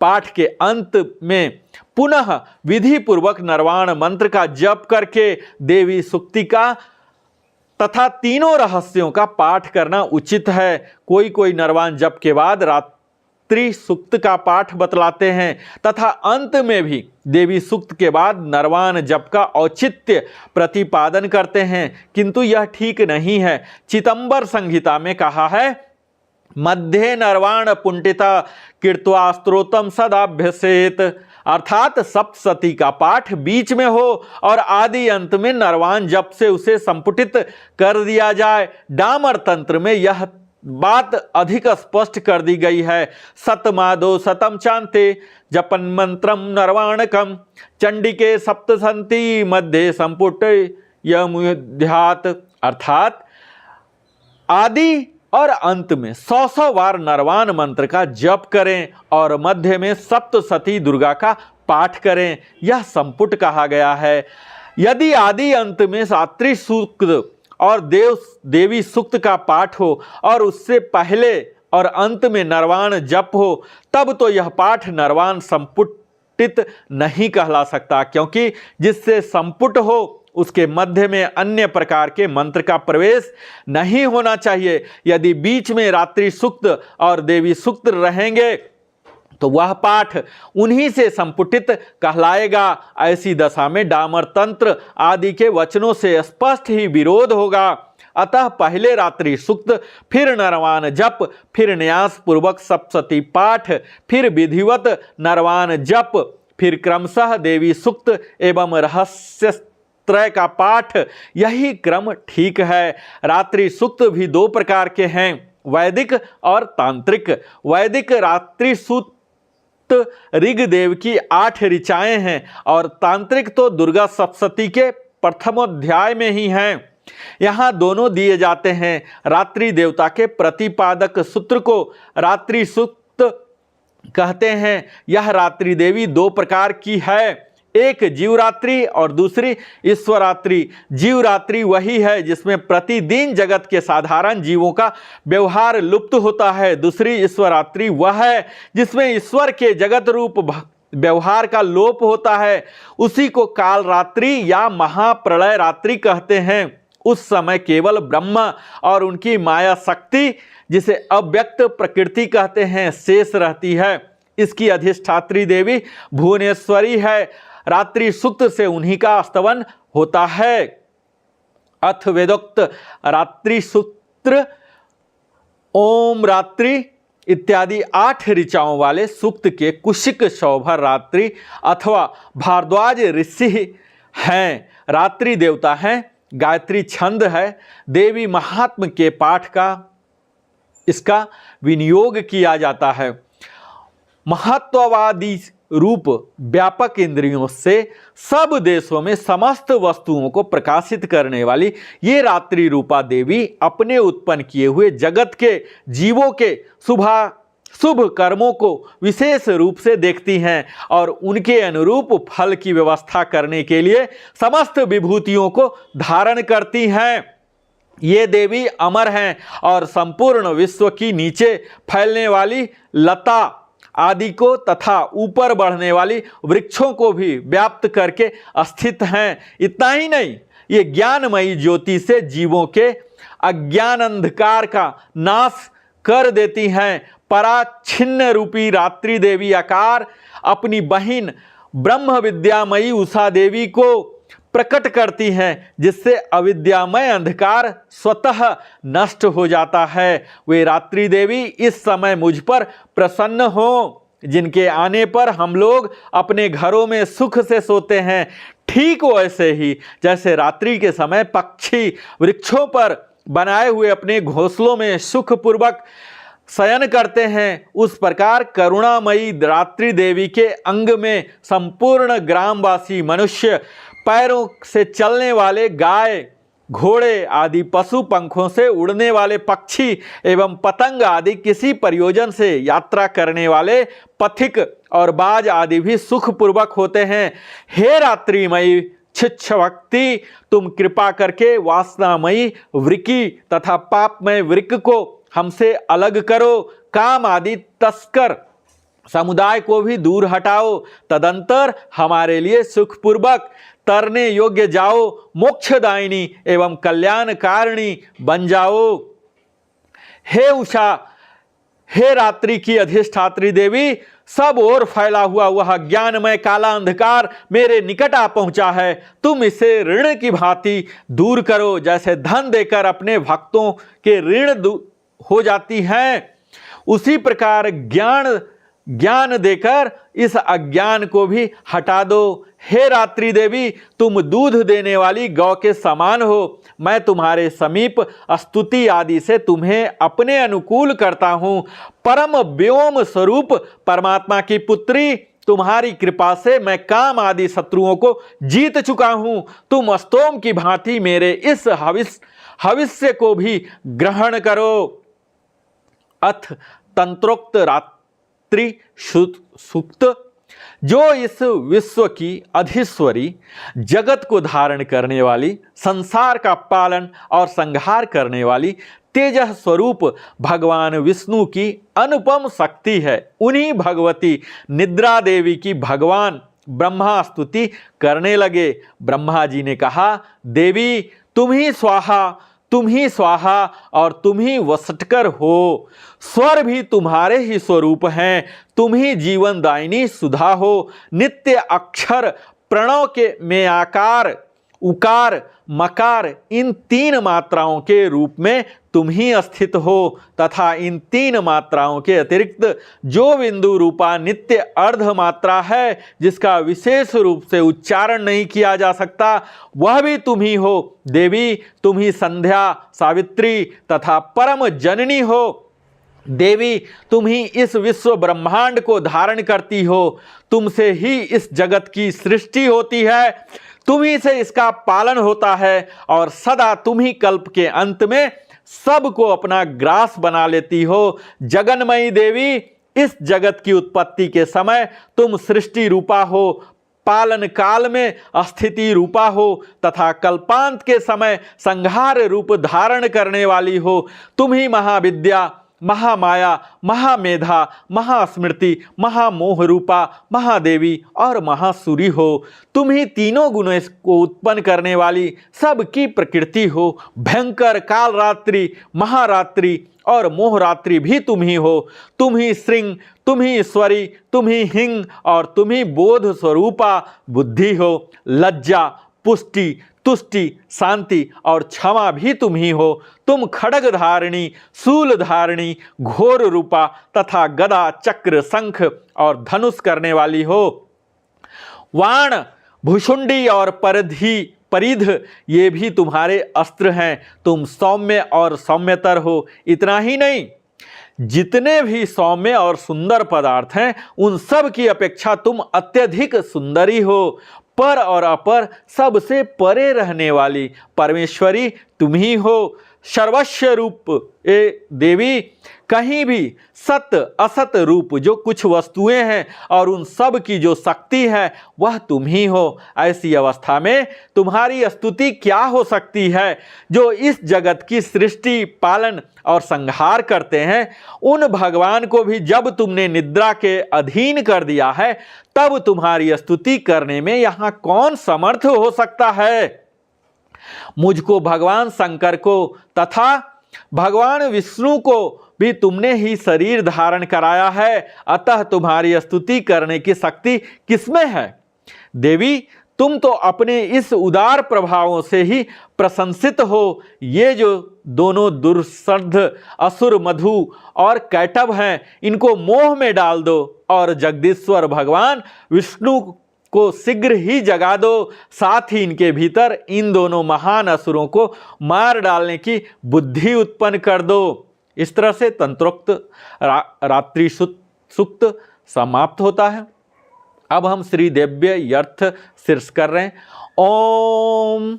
सभी देवता देवी के समीप गए और नम्रता से पूछने लगे, हे महादेवी तुम कौन हो। उसने कहा, मैं ब्रह्म स्वरूप हूँ। मुझसे प्रकृति पुरुषात्मक सद्रूप और असद्रूप जगत उत्पन्न हुआ है। मैं आनंद और आनंद रूपा हूँ। मैं विज्ञान और अविज्ञान रूपा हूँ। अवश्य जानने योग्य ब्रह्म और अब्रह्म भी मैं ही हूँ। पंजीकृत और अपंजीकृत महाभूत मैं ही हूँ। यह सारा दृश्य जगत में ही है। वेद और अवेद मैं ही हूँ। विद्या और अविद्या भी मैं हूँ। अजा और अनजा प्रकृति और उनसे भिन्न भी मैं हूँ। नीच ऊपर अगल बगल भी मैं ही हूँ। मैं रुद्रों और वसुओं के रूप में संचार करती हूँ। मैं आदित्यों और विश्व देवों के रूपों में फिरा करती हूँ। मैं मित्र और वरुण दोनों का, इंद्र और अंगिका और दोनों अश्वनी कुमारों का भरण पोषण करती हूँ। मैं सोम त्वष्टा पुषा और भग को धारण करती हूँ। त्रैलोक्य को आक्रांत करने के लिए वितीर्ण पादक्षेप करने वाले विष्णु ब्रह्मदेव और प्रजापति को मैं ही धारण करती हूँ। देवों को उत्तम हवि पहुँचाने वाले और सोम रस निकालने वाले यजमान के लिए हविर्भाव से युक्त धन धारण करती हूँ। मैं संपूर्ण जगत की ईश्वरी उपासकों को धन देने वाली ब्रह्म रूप और यज्ञों में यजन करने वाले योग्य देवों में मुख्य हूँ। मैं आत्मस्वरूप पर आकाश आदि निर्माण करती हूँ। मेरा स्थान आत्मस्वरूप को धारण करने वाली बुद्धि वृत्ति में है। जो इस प्रकार जानता है वह देवी सम्मति लाभ करता है। तब उन देवों ने कहा, देवी को नमस्कार है। बड़ों को अपने अपने कर्तव्य में प्रवृत्त करने वाली कल्याण करती को सदा नमस्कार है। गुण साम्यावस्था रूपिणी मंगलमयी देवी को नमस्कार है। नियम युक्त होकर हम उन्हें प्रणाम करते हैं। उन अग्नि के से वर्ण वाली ज्ञान के जगमगाने वाली दीप्तिमयी कर्म फल प्राप्ति के हेतु सेवन की जाने वाली दुर्गा देवी की हम शरण में हैं। असुरों का नाश करने वाली देवी तुम्हें नमस्कार है। प्राण रूप देवों ने जिस प्रकाशमान वैखरी वाणी को उत्पन्न किया है उसे अनेक प्रकार के वाणी बोलते हैं। वह कामधेनु तुल्य आनंददायक और अन्न तथा बल देने वाली वाग रूपिणी भगवती उत्तम स्तुति से संतुष्ट होकर हमारे समीप आए। काल का भी नाश करने वाली वेदों द्वारा स्तुत हुई विष्णु शक्ति, स्कंद माता शिव शक्ति, सरस्वती ब्रह्म शक्ति, देव माता अदिति और दक्ष कन्या सती, पाप नाशनी कल्याणकारिणी भगवती को हम प्रणाम करते हैं। हम महालक्ष्मी को जानते हैं और उन सर्वशक्ति रूपिणी का ही ध्यान करते हैं। हम वह देवी इस विषय में ज्ञान ध्यान में प्रवृत्त करें। हे दक्ष, आपकी जो कन्या अदिति है वे प्रसूता हुई और उनके मृत्यु रहित कल्याणमय देव उत्पन्न हुए। काम, योनि, यमल, कमला, व्रज प्राणी, इंद्र, गुहा, वर्ण, मातरिस्वा, वायु, अब्र, इंद्र, पुनः गुहा, श, क, ल, वर्ण और माया, यह सर्वात्मिका जगन्माता का मूल विद्या है और वह ब्रह्म रूपिणी है। शिव शक्त भेद रूपा ब्रह्म विष्णु शिवात्मिका, सरस्वती लक्ष्मी गौरी रूपा, अशुद्ध मिश्र शुद्धोपासनात्मिका, समर रसीभूत शिव शक्तात्मक ब्रह्म स्वरूप का निर्विकल्प ज्ञान देने वाली सर्वतत्वमिका महात्रिपुर सुंदरी, यही इस मंत्र का भावार्थ है। यह मंत्र सब मंत्रों का मुकुटमणि है और मंत्र शास्त्र में पंचदर्शी आदि श्री विद्या के नाम से प्रसिद्ध है। इसके 6 प्रकार के अर्थ अर्थात भावार्थ, वाच्यार्थ, संप्रदायार्थ, लौकिकार्थ, रहस्यार्थ और तत्वार्थ नित्य षोडशी कारणम ग्रंथ में बताए गए हैं। इसी प्रकार रहस्य आदि ग्रंथों में इसके और भी अनेक अर्थ दिखाए गए हैं। श्रुति में ये मंत्र इस प्रकार से अर्थात कचित स्वरूपोच्चार, कचित लक्षणा और लक्षित लक्षणा से कहीं वर्ण के पृथक पृथक अवयव दर्शाकर जानबूझकर विशृंखल रूप से कहे गए हैं। इससे यह मालूम होगा कि ये मंत्र कितने गोपनीय और महत्वपूर्ण हैं। ये परमात्मा की शक्ति है, ये विश्व मोहिना है, पास, अंकुश, धनुष और वाण धारण करने वाली है। ये श्री महाविद्या है। जो ऐसा जानता है वह शोक को पार कर जाता है। भगवती तुम्हें नमस्कार है। माता सब प्रकार से हमारी रक्षा करो। मंत्र दृष्टा ऋषि कहते हैं वही ये अष्टवसु हैं, वही ये एकादश रुद्र हैं, वही ये 12 आदित्य हैं, वही ये सोमपान करने वाले और सोमपान न करने वाले विश्वदेव हैं, वही ये यातुधान एक प्रकार के राक्षस, असुर, राक्षस, पिशाच, यक्ष और सिद्ध हैं, वही ये सत्य रज तम है, वही ये ब्रह्म विष्णु रुद्र रूपिणी है, वही ये प्रजापति इंद्र मनु है, वही ये ग्रह नक्षत्र और तारे हैं, वही कला कलाष्ठी काल रूपिणी है, उन पाप नाश करने वाली भोग मोक्ष देने वाली हैं, अंत रहित विद्यास्थिदात्री, निर्दोष, शरण लेने योग्य, कल्याण दात्री और मंगल रूपिणी देवी को सदा प्रणाम करते हैं। वियत आकाश तथा ये कार को युक्त वितिहोत्र अग्नि सहित अर्धचंद्र से अलंकित जो देवी का बीज है वह सब मनोरथन पूर्ण करने वाला है। इस प्रकार इस एकाक्षर ब्रह्म हिंग का ऐसे यति ध्यान करते हैं जिनका चित्त शुद्ध है, जो निर्सित या आनंदपूर्ण और ज्ञान के सागर हैं। यह मंत्र देवी प्रणव माना जाता है। ओंकार के समान ही यह प्रणव भी व्यापक अर्थ में भरा हुआ है। संक्षेप में इसका अर्थ इस इच्छा ज्ञान क्रिया धार अद्वैत अखंड सचिदानंद समरसीभूत शिव शक्ति स्फुरन है। वाणी माया ब्रह्मसु काम, इसके आगे छठा व्यंजन अर्थात च, वही वक्त अर्थात आकार से युक्त, सूर्य अवाम स्रोत दक्षिण कर्ण और बिंदु अर्थात अनुस्वार से युक्त, टंकार से तीसरा ड, वही नारायण अर्थात आ से मिश्र, वायु वही अधर अर्थात ये से युक्त, य और विच्चे। यह नरवाण मंत्र उपासकों को आनंद और ब्रह्म सायुज्य देने वाला है। इस मंत्र का अर्थ है चित स्वरूपिणी महासरस्वती, हे सद्रूपिणी महालक्ष्मी, हे आनंद रूपिणी महालक्ष्मी, ब्रह्म विद्या पाने के लिए हम सब समय तुम्हारा ध्यान करते हैं। हे महाकाली महालक्ष्मी महासरस्वती रूपिणी चंडिके, तुम्हें नमस्कार है। अविद्यारूप रज्जु की दृढ़ ग्रंथि को खोलकर मुझे मुक्त करो। हत कमल में मध्य में रहने वाली प्रातःकालीन सूर्य के समान प्रभाव वाली पास और अंकुश धारण करने वाली मनोहर रूप वाली वरद और अभय मुद्रा धारण किए हुए हाथों वाली 3 नेत्रों से युक्त रक्त वस्त्र परिधान करने वाली और कामधेनु के समान भक्तों के मनोरथ पूर्ण करने वाला देवी को मैं भजता हूँ।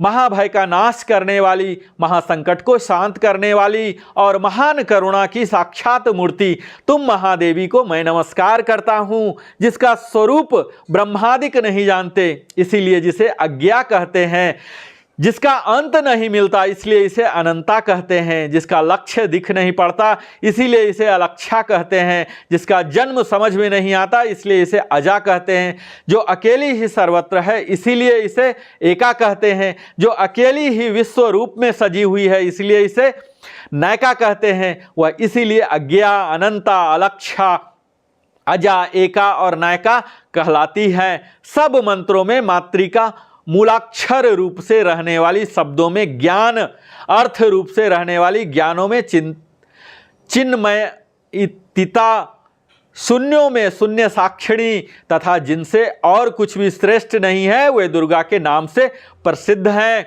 उन दुर्विज्ञ दुराचार नाशक और संसार सागर से तारने वाली दुर्गा देवी को संसार से डरा हुआ मैं नमस्कार करता हूँ। इस अर्थ और शीर्ष का जो अध्ययन करता है उसे 5 अर्थवर्ष शीर्षों के जप का फल प्राप्त होता है। इस अथर्व शीर्ष को न जानकर जो प्रतिमा स्थापन करता है वह सैकड़ों लाख जप करके भी आचार्य सिद्धि नहीं प्राप्त करता। अष्टोत्तर सत 108 बार जप इत्यादि इसकी पुरस्चरण विधि है। जो इसका 10 बार पाठ करता है वह इसी क्षण पापों से मुक्त हो जाता है और महादेवी के प्रसाद से बड़े दुस्तर संकटों को पार कर जाता है। इसका सायंकाल में अध्ययन करने वाला दिन में किए हुए पापों का नाश करता है, प्रातः काल में अध्ययन करने वाला रात्रि में किए हुए पापों का नाश करता है। दोनों समय अध्ययन करने वाला निष्पाप हो जाता है। मध्य रात्रि में तुरीय संध्या के समय जप करने से वाक सिद्धि प्राप्त होती है। नई प्रतिमा पर जप करने से देवता सानिध्य प्राप्त होता है। प्राण प्रतिष्ठा के समय जप करने से प्राणों की प्रतिष्ठा होती है। भौमाश्विनी अमृत सिद्धि योग में महादेवी की सानिधि में जप करने से महामृत्यु से तर जाता है। जो इस प्रकार जानता है वह महामृत्यु से तर जाता है। इस प्रकार यह अविद्यानाशिनी ब्रह्म विद्या है। अथ नर्वाण विधि। इस प्रकार रात्रि सूक्त और दिव्य वर्ष शीश का पाठ करने के पश्चात इस रूप से नर्वाण मंत्र के विनियोग, न्यास और ध्यान आदि करना चाहिए। श्री गणपति विजर्यति ऐसा उच्चारण करने के बाद नर्वाण मंत्र का विनियोग इस प्रकार करें। ओम। इस नर्वाण मंत्र के ब्रह्मा, विष्णु, रुद्र, ऋषि, गायत्री, उष्णिक, अनुष्टपटु, छंद, श्री महाकाली, महालक्ष्मी, महासरस्वती देवा ये बीज हिंग, शक्ति, क्लिंग, कीलक हैं। श्री महाकाली, महालक्ष्मी, महासरस्वती की प्रीति के लिए नर्वाण मंत्र के जप में इसका विनियोग है। इसे पढ़कर जल गिराएं और इस प्रकार न्यास वाक्यों में से एक एक का उच्चारण करके दाहिने हाथ की अंगुलियों से क्रमशः सिर, मुख, हृदय, गुदा, दोनों चरण और नाभि इस अंग को स्पर्श करें। ऋष्यानिवास करके आप पाठ कर लें। पाठ में पढ़ के सुनाता हूँ। ब्रह्म विष्णु रुद्र ऋष्यभ्यो नमः शीर्षः गायत्रुष्णष्टुम छंदोभ्यो नमः मुखे महाकाली महालक्ष्मी महासरस्वती देवाभ्यो नमः हृदय ए बीजाय नमः गुहे हिंग शक्ते नमः पाद्यो क्लिंग कीलकाय नमः नाभ्यो ओम एंग हिंग क्लिंग चामुंडाय विच्चे। इस मूल मंत्र से हाथों की शुद्धि करके कर न्यास करें। करन्यास में हाथ की विभिन्न अंगुलियों, हथेलियों और हाथ के पृष्ठभाग में मंत्रों का न्यास स्थापन किया जाता है। इसी प्रकार अंगन्यास में हृदय आदि अंगों में मंत्रों की स्थापना होती है। मंत्रों को चेतन और मूर्तिमान मानकर उन अंगों का नाम लेकर उन मंत्रमय देवताओं का ही स्पर्श और वंदन किया जाता है। ऐसा करने से पाठ या जप करने वाले स्वयं मंत्रमय होकर मंत्र देवताओं द्वारा सर्वथा सुरक्षित हो जाता है। उसके बाहर भीतर की शुद्धि होती है, दिव्य बल प्राप्त होता है और साधना निर्विघ्न पूर्वक पूर्ण तथा परम लाभदायक होती है। ओम यंग अंगुष्ठाभ्यम नमः। दोनों हाथों की तर्जनी अंगुली से दोनों अंगूठों को स्पर्श करें। ओम हिंग तर्जनीभ्याम नमः। दोनों हाथों की अंगूठे से तर्जनी अंगुलियों को स्पर्श करें। ओम क्लिंग मध्यनाभाम। अंगूठों के मध्यमा अंगुली का स्पर्श। ओम चामुंडाय अनामिका नमः। अनामिका अंगुली का स्पर्श। ओम विच्चे कानिष्ठाय काभ्यो नमः। कनिष्ठिका अंगुलियों का स्पर्श करें। ओम एम हिंग क्लिंग चामुंडाय विच्चे कर तल कर पृष्ठाभ्यो नमः। हथेलियों और उनके पृष्ठभागों का परस्पर स्पर्श करें। हृदयान्यास। इनमें दाहिने हाथ की पांचों अंगुलियों से हृदय आदि अंगों का स्पर्श किया जाता है। ओम यम हृदयाय नमः। दाहिने हाथ की पांचों अंगुलियों से हृदय का स्पर्श। ओम हिंग सिर से स्वाहा। सिर का स्पर्श। ओम क्लिंग शिखाय वृष्ट। शिखा का स्पर्श। ओम चामुंडाय कवचाय हुम। दाहिने हाथ की अंगुलियों से बाएं कंधे का और बाएं हाथ की अंगुलियों से दाहिने कंधे का साथ का स्पर्श करें। ओम बिच्चे नेत्राय वसट। दाहिने हाथ की अंगुलियों के अग्रभाग के दोनों नेत्रों और ललाट के मध्य भाग का स्पर्श। ओम एम ह्रीं क्लीं चामुंडाय विच्चे अस्त्राय फट। यह वाक्य पढ़कर दाहिने हाथ को सिर के ऊपर से बाईं ओर से पीछे की ओर ले जाकर दाहिनी ओर से आगे की ओर ले जाएं और तर्जनी तथा मध्यमा अंगुलियों से हाथ की हथेली पर ताली बजाएं। इस तरह से आप अभ्यास करेंगे तो आपको यह पूरा आ जाएगा। 2-3 दिन आप सुन के करिए, उसके बाद अपने आप कर लेंगे। अब मैं अक्षर न्यास बताता हूँ। उसके लिए वाक्यों को जो पढ़ा जाता है वो मैं क्रमशः बताता हूँ। शिखा आदि का दाहिने हाथ की अंगुलियों से स्पर्श करके करना होता। ओम येम नमः शिखायाम। ओम ह्रीं नमः दक्षिणेत्रे। ओम क्लीं नमः वाम नेत्रे, ओम चाम नमः दक्षिण कर्णे, ओम मुम नमः वाम कर्णे, ओम डाम नमः दक्षिणास्पुटे, ओम यौम नमः वामनास्पुटे, ओम वीम नमः मुखे, ओम चे नमः गृहे। इस प्रकार न्यास करके मूल मंत्र से 8 बार व्यापक दोनों हाथों द्वारा सिर से लेकर पैर तक के सब अंगों का स्पर्श करें। फिर प्रत्येक दिशा में चुटकी बजाते हुए न्यास करें। इसके बाद दिंग न्यास आता है।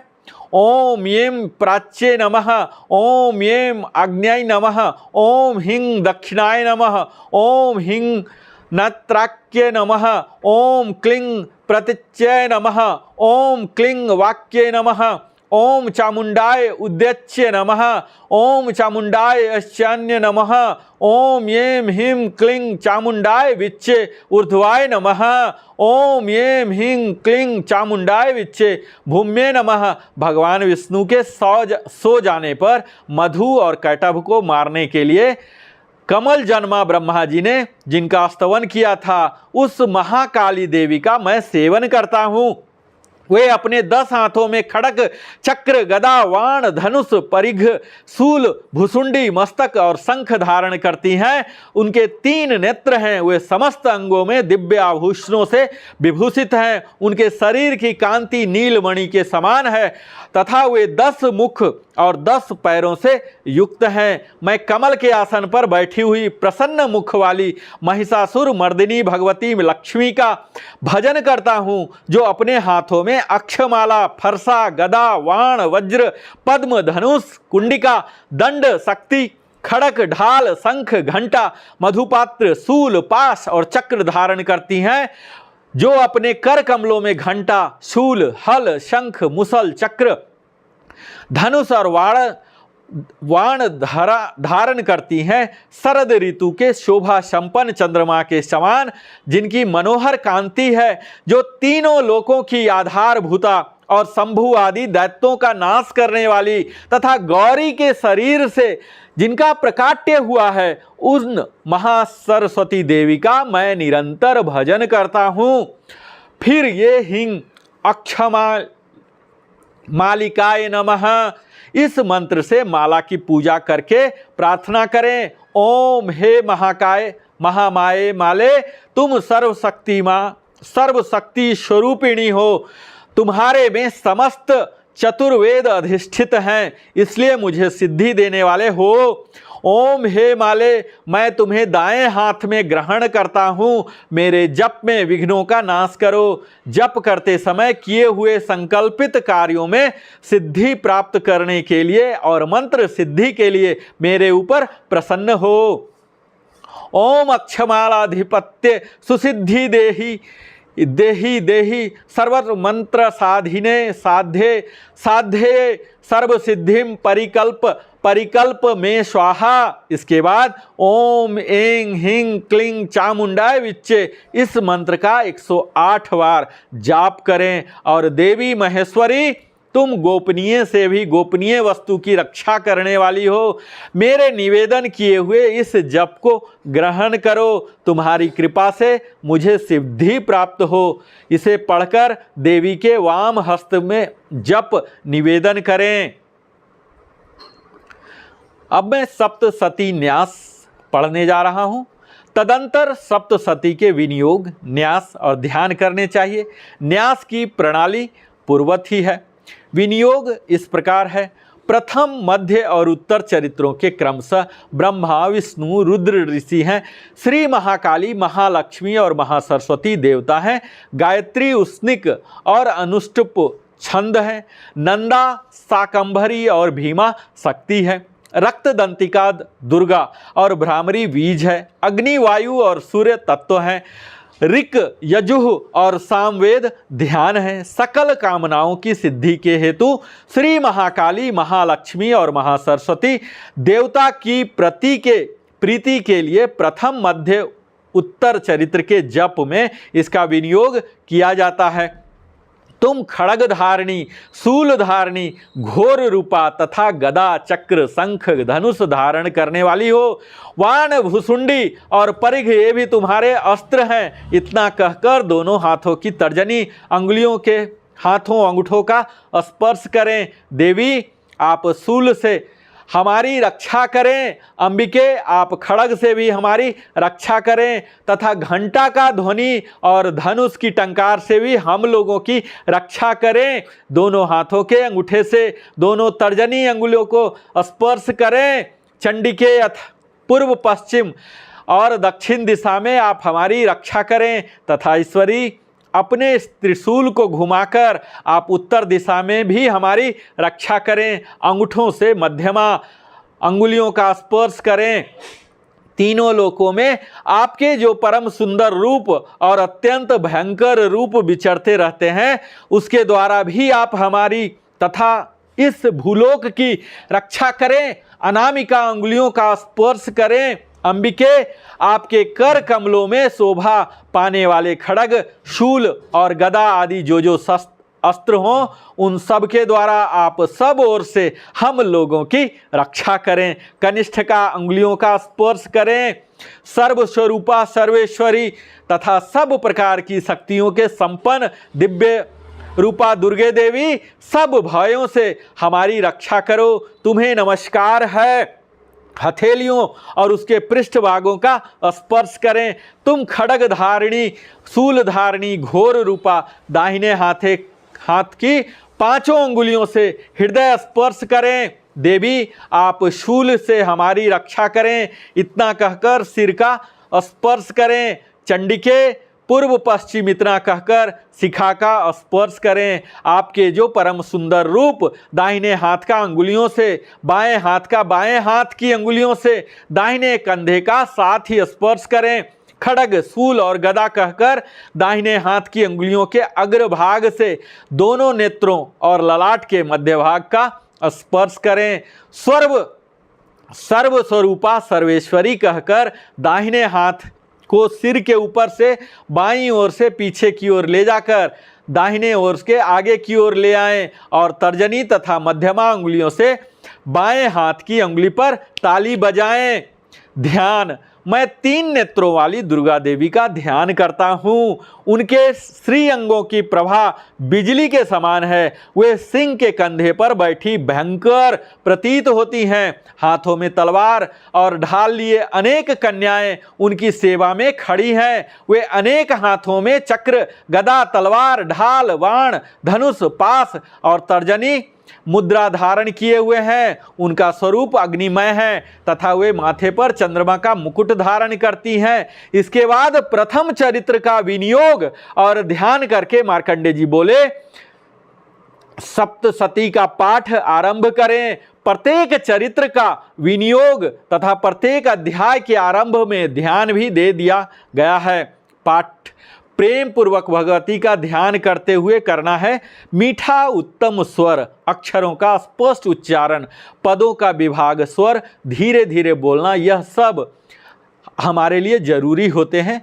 जो पाठ करते समय राग पूर्वक गाता, उच्चारण में जल्दीबाजी करता, सिर हिलाता, अपने हाथ से लिखी हुई पुस्तक पर पाठ करता और अधूरा ही पाठ करता, वह पाठ करने वालों में अधम माना जा गया है। जब तक अध्याय की पूर्ति ना हो तब तक बीच में पाठ बंद न करें। यदि प्रमादवश अध्याय के बीच में पाठ का विराम हो जाए तो पुनः प्रति बार पूरे अध्याय का पाठ करें। अज्ञानवश पुस्तक हाथ में लेकर पाठ करने का फल आधा ही होता है। स्तोत्र का पाठ मानसिक नहीं, वाचिक होना चाहिए। वाणी से उसका स्पष्ट उच्चारण ही उत्तम माना गया है। बहुत जोर जोर से बोलना तथा पाठ में उतावली करना वर्जित है। यत्नपूर्वक शुद्ध एवं अस्थिर चित्त से पाठ करना चाहिए। अपने हाथ से लिखे हुए अथवा ब्राह्मणेतर पुस्तक के लिखे हुए स्तोत्र का पाठ न करें। अध्याय समाप्त होने पर इति, वध, अध्याय तथा समाप्त शब्द का उच्चारण हमें नहीं करना चाहिए।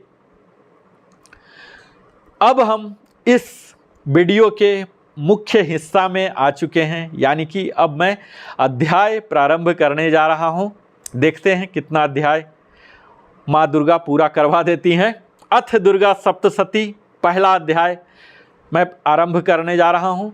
मेधा ऋषि का राजा सुरथ और समाधि को भगवती की महिमा बताते हुए मधु कैटभ वध का यहाँ प्रसंग सुनाया गया है, जो कि विनियोग से शुरू होता है। ओम। प्रथम चरित्र के ब्रह्मा ऋषि, महाकाली देवता, गायत्री छंद, नंदा शक्ति, रक्तदंतिका बीज, अग्नि तत्व और ऋग्वेद स्वरूप हैं। महाकाली देवता की प्रसन्नता के लिए प्रथम चरित्र के जप में विनियोग किया जाता है। ध्यान।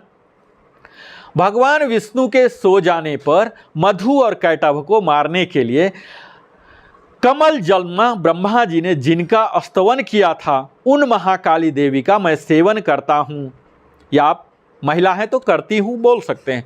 वे अपने 10 हाथों में खड्ग, चक्र, गदा, वाण, धनुष, परिघ, शूल, भुषुंडी, मस्तक और शंख धारण करती हैं। उनके 3 नेत्र हैं। वे समस्त अंगों में दिव्य आभूषणों से विभूषित हैं। उनके शरीर की कांति नीलमणि के समान है तथा वे 10 मुख और 10 पैरों से युक्त है। ओम चंडी देवी को नमस्कार है। मार्कंडे जी बोले, सूर्य के पुत्र सावर्णी, जो 8वें मनु कहे जाते हैं, उनकी उत्पत्ति की कथा विस्तार पूर्वक कहता हूँ, सुनो। सूर्य कुमार महाभाग सावर्णी महाभगवती महामाया के अनुग्रह से जिस प्रकार मनवंतर के स्वामी हुए, वही प्रसंग सुनाता हूँ। पूर्व काल की बात है। स्वारोचिस मानवंतर में सुरथ नाम के एक राजा थे, जो चैत्र वंश में उत्पन्न हुए थे। उनका समस्त भूमंडल पर अधिकार था। वे प्रजा का अपने ओर से पुत्रों की भांति धर्मपूर्वक पालन करते थे। तो भी उस समय कोला विध्वंसी नाम के क्षत्रिय उनके शत्रु हो गए। राजा सूरथ की दंड नीति बड़ी प्रबल थी। उनका शत्रुओं के साथ संग्राम हुआ। यद्यपि कोला विध्वंसी संख्या में कम थे, तो भी राजा सूरथ युद्ध में उनसे परास्त हो गए।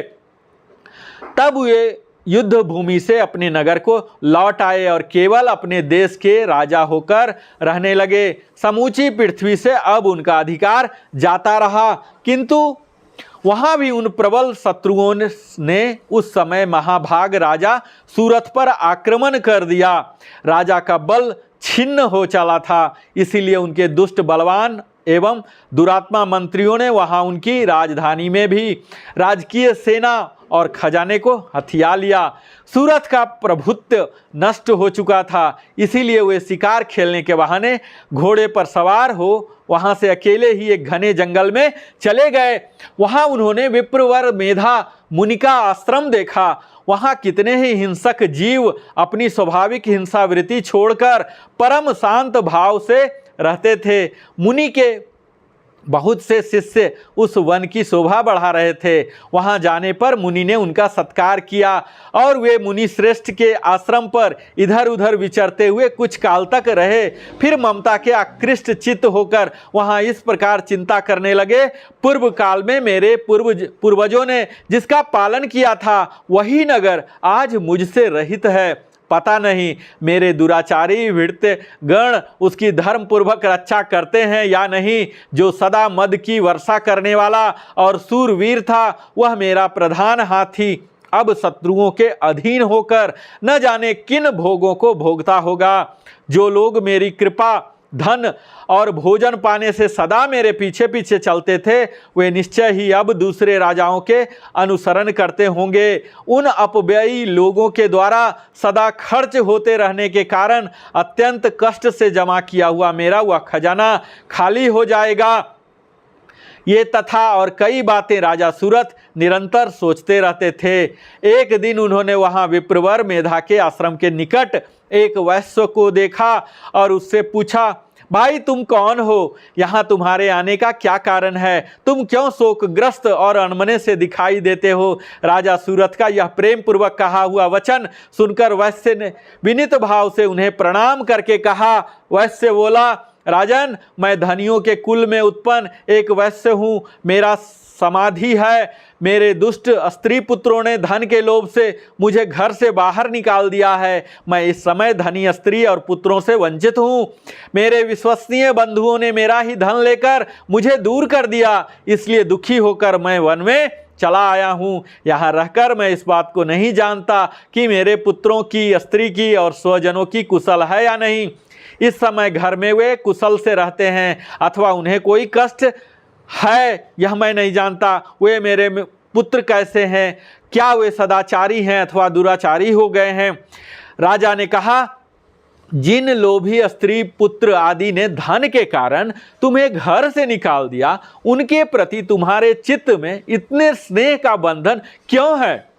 वैश्य बोला, आप मेरे विषय में जैसी बात करते हैं वह सब ठीक है, किंतु क्या करूं, मेरा मन निष्ठुरता नहीं धारण करता। जिन्होंने धन के लोभ में पड़कर पिता के प्रति स्नेह, पति के प्रति प्रेम तथा आत्मीय जन के प्रति अनुराग रस को तिलांजलि दे मुझे घर से निकाल दिया, उन्हीं के प्रति मेरे हृदय में इतना स्नेह है। महामते, गुणहीन बंधुओं के प्रति मेरे हृदय में इतना स्नेह है। महामते, गुणहीन बंधुओं के प्रति जो मेरा चित्त इस प्रकार प्रेम मग्न हो रहा है, यह क्या है, इस बात को मैं जानकर भी नहीं जान पाता। उसके लिए मैं लंबी सांसें ले रहा हूँ और मेरा हृदय अत्यंत दुखित हो रहा है। उन लोगों में प्रेम का सर्वथा भाव है, तो भी उनके प्रति जो मेरा मन निष्ठुर नहीं हो पाता, इसके लिए मैं क्या करूं?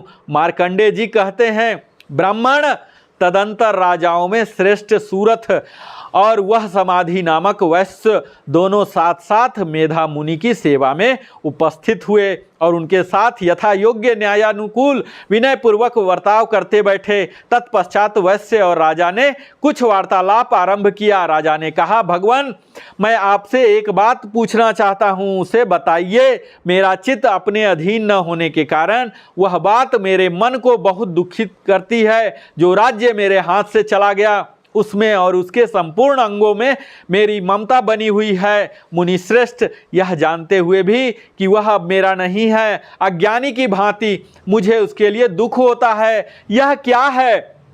इधर यह वैश्य भी घर से अपमानित होकर आया है। इसके पुत्र, स्त्री और भृत्यों ने इसे छोड़ दिया है। स्वजनों ने भी इसका परित्याग कर दिया है, तो भी यह उनके प्रति अत्यंत हार्दिक स्नेह रखता है। इस प्रकार यह तथा मैं दोनों ही बहुत दुखी हैं। जिसमें प्रत्यक्ष दोष देखा गया है, उस विषय के लिए भी हमारे मन में ममता जनित आकर्षण पैदा हो रहा है। महाभाग, हम दोनों समझदार हैं, तो भी हम में जो मोह पैदा हुआ है वह क्या है? विवेक शून्य पुरुष की भांति मुझ में और इसमें भी यह मूढ़ता प्रत्यक्ष दिखाई देती है। ऋषि बोले, महाभाग, विषय मार्ग का ज्ञान सब जीवों को है।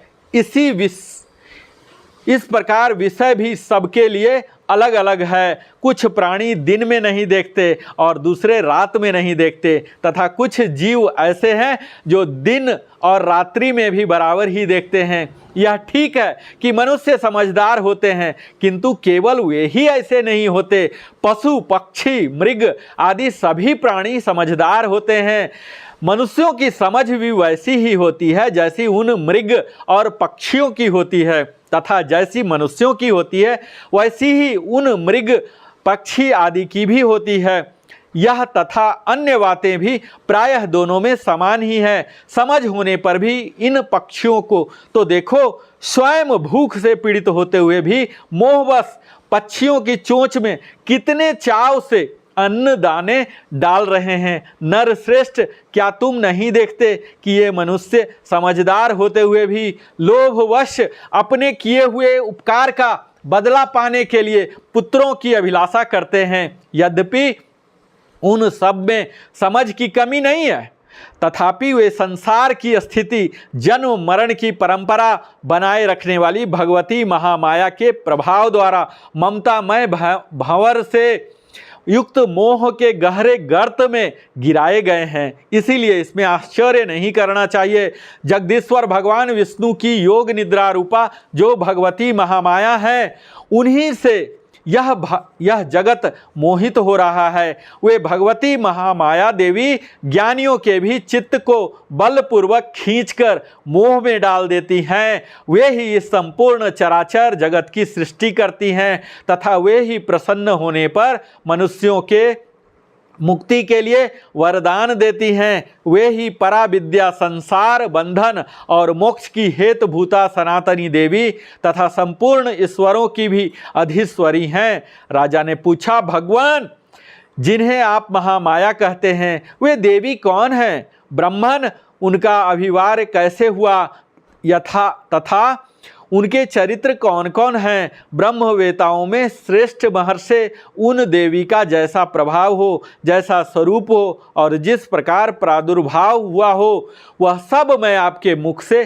सुनना चाहता हूँ। ऋषि बोले, राजन, वास्तव में तो वे देवी नित्य स्वरूपा ही हैं। संपूर्ण जगत उन्हीं का रूप है तथा उन्होंने समस्त विश्व को व्याप्त कर रखा है। तथापि उनका प्रकाट्य अनेक प्रकार से होता है, वह मुझसे सुनो। तथापि वे नित्य और अजन्मा हैं। तथापि वह देवताओं का कार्य सिद्ध करने के लिए प्रकट होती हैं। उस समय लोक में उत्पन्न हुई कहलाती हैं। कल्प के अंत में जब संपूर्ण जगत एकार्णव में निमग्न हो रहा है और सबके प्रभु भगवान विष्णु शेषनाग की सैया बिछाकर योग निद्रा का आश्रय ले सो रहे थे, उस समय उनके कानों के मैल से दो भयंकर असुर उत्पन्न हुए जो मधु और कैटभ के नाम से विख्यात थे। वे दोनों ब्रह्मा जी का वध करने को तैयार थे। भगवान विष्णु के नाभि कमल में विराजमान प्रजापति ब्रह्मा जी ने जब दोनों भयानक असुरों को अपने पास आया और भगवान को सोया हुआ देखा, तब एकाग्रचित्त होकर उन्होंने भगवान विष्णु को जगाने के लिए उनके नेत्रों में निवास करने वाली योग निद्रा का स्तवन आरंभ किया, जो इस विश्व की अधीश्वरी जगत को धारण करने वाली, संसार का पालन और संहार करने वाली तथा तेजः स्वरूप भगवान विष्णु की अनुपम शक्ति है। इन्हीं भगवती निद्रा देवी का भगवान ब्रह्मा स्तुति करने लगे। ब्रह्मा जी ने कहा, देवी, तुम ही स्वाहा, तुम ही स्वधा और तुम ही वसटकर हो। स्वर भी तुम्हारे ही स्वरूप हैं। तुम ही जीवनदायिनी सुधा हो। नित्य अक्षर प्रणव में अकार, उकार, मकार, इन तीनों मात्राओं के रूप में तुम ही स्थित हो तथा इन तीन मात्राओं के अतिरिक्त जो बिंदु रूपा नित्य अर्ध मात्रा है, जिसका विशेष रूप से उच्चारण नहीं किया जा सकता, वह भी तुम ही हो। देवी, तुम ही संध्या, सावित्री, परम जननी हो। देवी, तुम ही इस विश्व ब्रह्मांड को धारण करती हो। तुमसे ही इस जगत की सृष्टि होती है, तुम ही से इसका पालन होता है और सदा तुम ही कल्प के अंत में सबको अपना ग्रास बना लेती हो। जगन्मयी देवी, इस जगत की उत्पत्ति के समय तुम सृष्टि रूपा हो, पालन काल में स्थिति रूपा हो तथा कल्पांत के समय संहार रूप धारण करने वाली हो। तुम ही महाविद्या, महामाया, महामेधा, महास्मृति, महामोह रूपा महादेवी और महासुरी हो। तुम ही तीनों गुणों को उत्पन्न करने वाली सबकी प्रकृति हो। भयंकर काल रात्रि, महारात्रि और मोह रात्रि भी तुम ही हो। तुम ही श्री, तुम ही ईश्वरी, तुम ही हिंग और तुम ही बोध स्वरूपा बुद्धि हो। लज्जा, पुष्टि, तुष्टि, शांति और क्षमा भी तुम ही हो। तुम खड्ग धारिणी, शूल धारिणी, घोर रूपा तथा गदा, चक्र, शंख और धनुष धारण करने वाली हो। बाण, भुषुंडी और परिघ, ये भी तुम्हारे अस्त्र हैं। तुम सौम्य और सौम्यतर हो। इतना ही नहीं, जितने भी सौम्य एवं सुंदर पदार्थ हैं, उन सब की अपेक्षा तुम अत्यधिक सुंदरी हो। पर और अपर, सब से परे रहने वाली परमेश्वरी तुम ही हो। सर्वस्वरूपे देवी, कहीं भी सत असत जो कुछ वस्तुएं हैं और उन सब की जो शक्ति है, वह तुम ही हो। ऐसी अवस्था में तुम्हारी स्तुति क्या हो सकती है? इस जगत की सृष्टि, पालन और संहार करते हैं उन भगवान को भी जब तुमने निद्रा के अधीन कर दिया है, तब तुम्हारी स्तुति करने में कौन यहाँ सामर्थ्य हो सकता है। मुझको भगवान शंकर तथा भगवान विष्णु को भी तुमने ही धारण कराया है, अतः तुम्हारी स्तुति करने की शक्ति किसमें है देवी।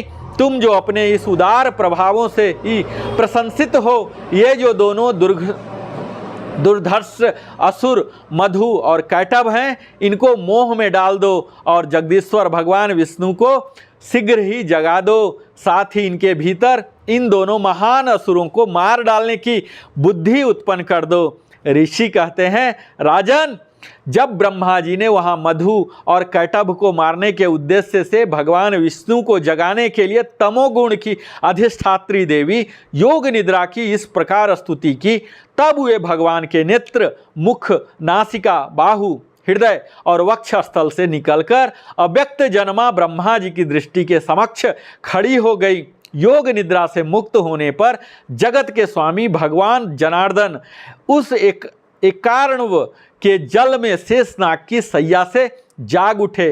फिर उन्होंने उन दोनों असुरों को देखा। वे दुरात्मा मधु कैटभ अत्यंत बलवान और पराक्रमी थे और क्रोध से लाल आंखें किए ब्रह्मा जी को खा जाने के लिए उद्योग कर रहे थे। तब भगवान श्री हरि ने उठकर उन दोनों के हाथ 5000 वर्षों तक बाहु युद्ध किया। वे दोनों भी अत्यंत बल के कारण उन्मत्त हो रहे थे। इधर महामाया ने भी उन्हें मोह से डाल रखा था, इसीलिए वे भगवान विष्णु से कहने लगे, हम तुम्हारी वीरता से संतुष्ट हैं, तुम हम लोगों से कोई वर मांगो। श्री भगवान बोले, यदि तुम दोनों मुझ पर प्रसन्न हो तो अब मेरे हाथ से मारे जाओ। बस इतना सा ही मैंने वर मांगा है, यहाँ दूसरे किसी वर का क्या लेना है।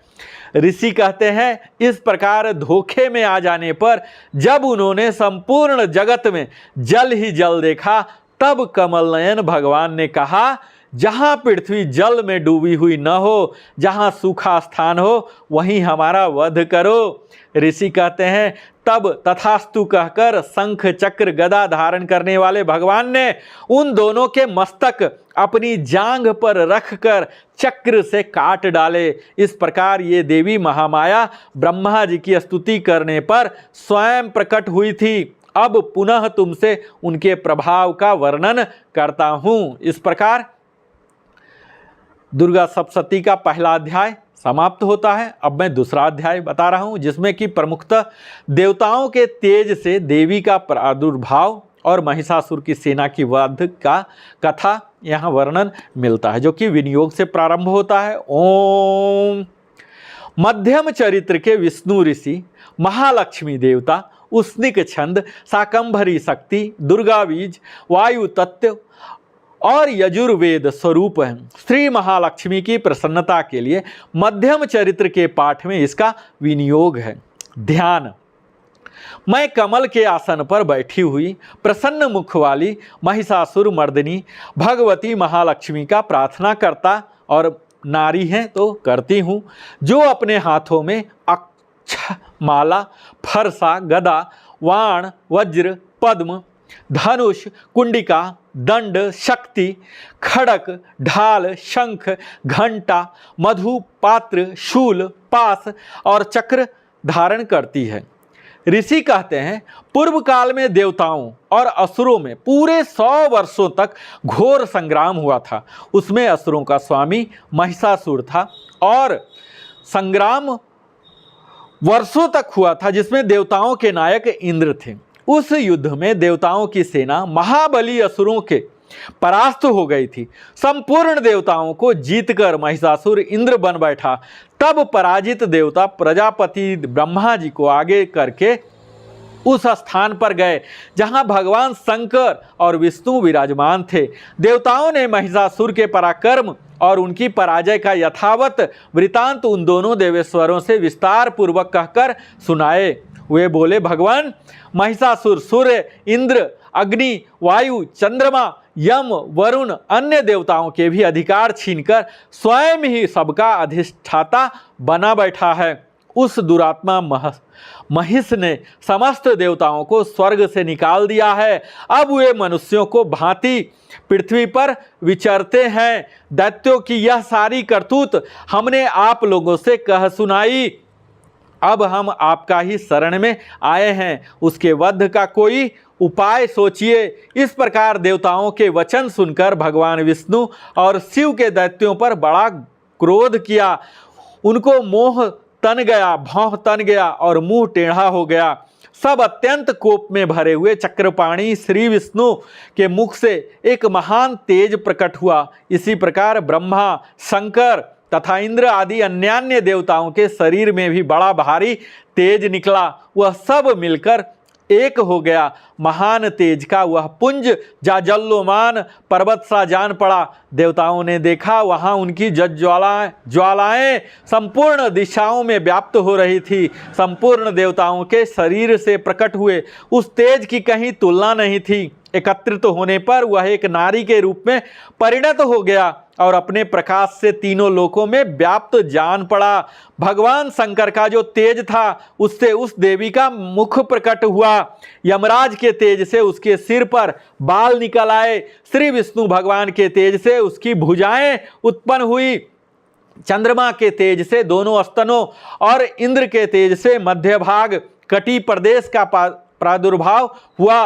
वरुण के तेज से जंघा और पिंडली और पृथ्वी के तेज से नितंब भाग प्रकट हुआ। ब्रह्मा जी के तेज से दोनों चरण और सूर्य के तेज से उनकी अंगुलियां हुई। वसुओं के तेज से हाथों की अंगुलियां और कुबेर के तेज से नासिका प्रकट हुई। उसी देवी के दांत प्रजापति के तेज से और तीनों नेत्र अग्नि के तेज से प्रकट हुए थे। उसकी भौहें संध्या के और कान वायु के तेज से उत्पन्न हुए थे। इसी प्रकार अन्यान्य देवताओं के तेज से भी उस कल्याणमयी देवी का आविर्भाव हुआ। तदंतर समस्त देवताओं के तेज पुंज से प्रकट हुई देवी को देखकर महिषासुर के सताए हुए देवता बहुत प्रसन्न हुए। पिनाकधारी भगवान शंकर ने अपने शूल से एक शूल निकालकर उन्हें दिया। फिर भगवान विष्णु ने भी अपने चक्र से चक्र उत्पन्न करके भगवती को अर्पण किया। वरुण ने भी शंख भेंट किया। अग्नि ने उन्हें शक्ति दी। वायु ने धनुष और बाण से भरे हुए 2 तरकस प्रदान किए। सहस्त्र नेत्रों वाले देवराज इंद्र ने अपने वज्र से वज्र उत्पन्न करके दिया और ऐरावत हाथी से उतारकर एक घंटा भी प्रदान किया। यमराज ने कालदंड से दंड, वरुण से पास, प्रजापति ने स्फटिकाक्ष की माला और ब्रह्मा जी ने कमंडलू भेंट किया। सूर्य ने देवी के समस्त रोमकूपों में अपनी किरणों का तेज भर दिया। काल ने उन्हें चमकती हुई ढाल और तलवार दी। क्षीर समुद्र ने उज्ज्वल हार, कभी जीर्ण न होने वाले 2 दिव्य वस्त्र भेंट किए। साथ ही उन्होंने दिव्य चूड़ामणि, 2 कुंडल, कड़े, उज्ज्वल अर्धचंद्र, सब बाहुओं के लिए कयूर आदि, चरणों के लिए निर्मल नुपुर, गले की सुंदर हंसली और सब अंगुलियों में पहनने के लिए रत्नों की बनी अंगूठियां भी दी। विश्वकर्मा ने उन्हें अत्यंत निर्मल फरसा भेंट किया। साथ ही अनेक प्रकार के अस्त्र अभेद कवच दिए। इनके सिवा मस्तक और वक्ष स्थल पर धारण करने के लिए कभी न कुम्हलाने वाले कमलों का मालाएं दी। जलधि ने उन्हें सुंदर कमल का फूल भेंट किया। हिमालय ने सवारी के लिए सिंह और भांति भांति के रत्न समर्पित किए। धनाध्यक्ष कुबेर ने मधु से भरा पान पत्र दिया। संपूर्ण नागों के राजा शेष ने, जो इस पृथ्वी को धारण करते हैं, उन्हें बहुमूल्य मणियों से विभूषित नागहार भेंट किया। इसी प्रकार अन्य देवताओं ने भी आभूषण और अस्त्र शस्त्र देकर देवी का सम्मान किया। तत्पश्चात उन्होंने बारंबार अट्टहास पूर्वक उच्च स्वर से गर्जना की। उनके भयंकर नाद से संपूर्ण आकाश गूंज उठा। देवी का यह अत्यंत उच्च स्वर से किया हुआ सिंहनाद कहीं समा न सका आकाश उसके सामने लघु प्रतीत होने लगा। उससे बड़े जोर की प्रतिध्वनि हुई, जिससे संपूर्ण विश्व में हलचल मच गई और समुद्र कांप उठे, पृथ्वी डोलने लगी और समस्त पर्वत हिलने लगे। उस समय देवताओं ने अत्यंत प्रसन्नता के साथ सिंहवाहिनी भवानी से कहा, देवी तुम्हारी जय हो। साथ ही महर्षियों ने भक्ति भाव से विनम्र होकर उसका स्तवन किया।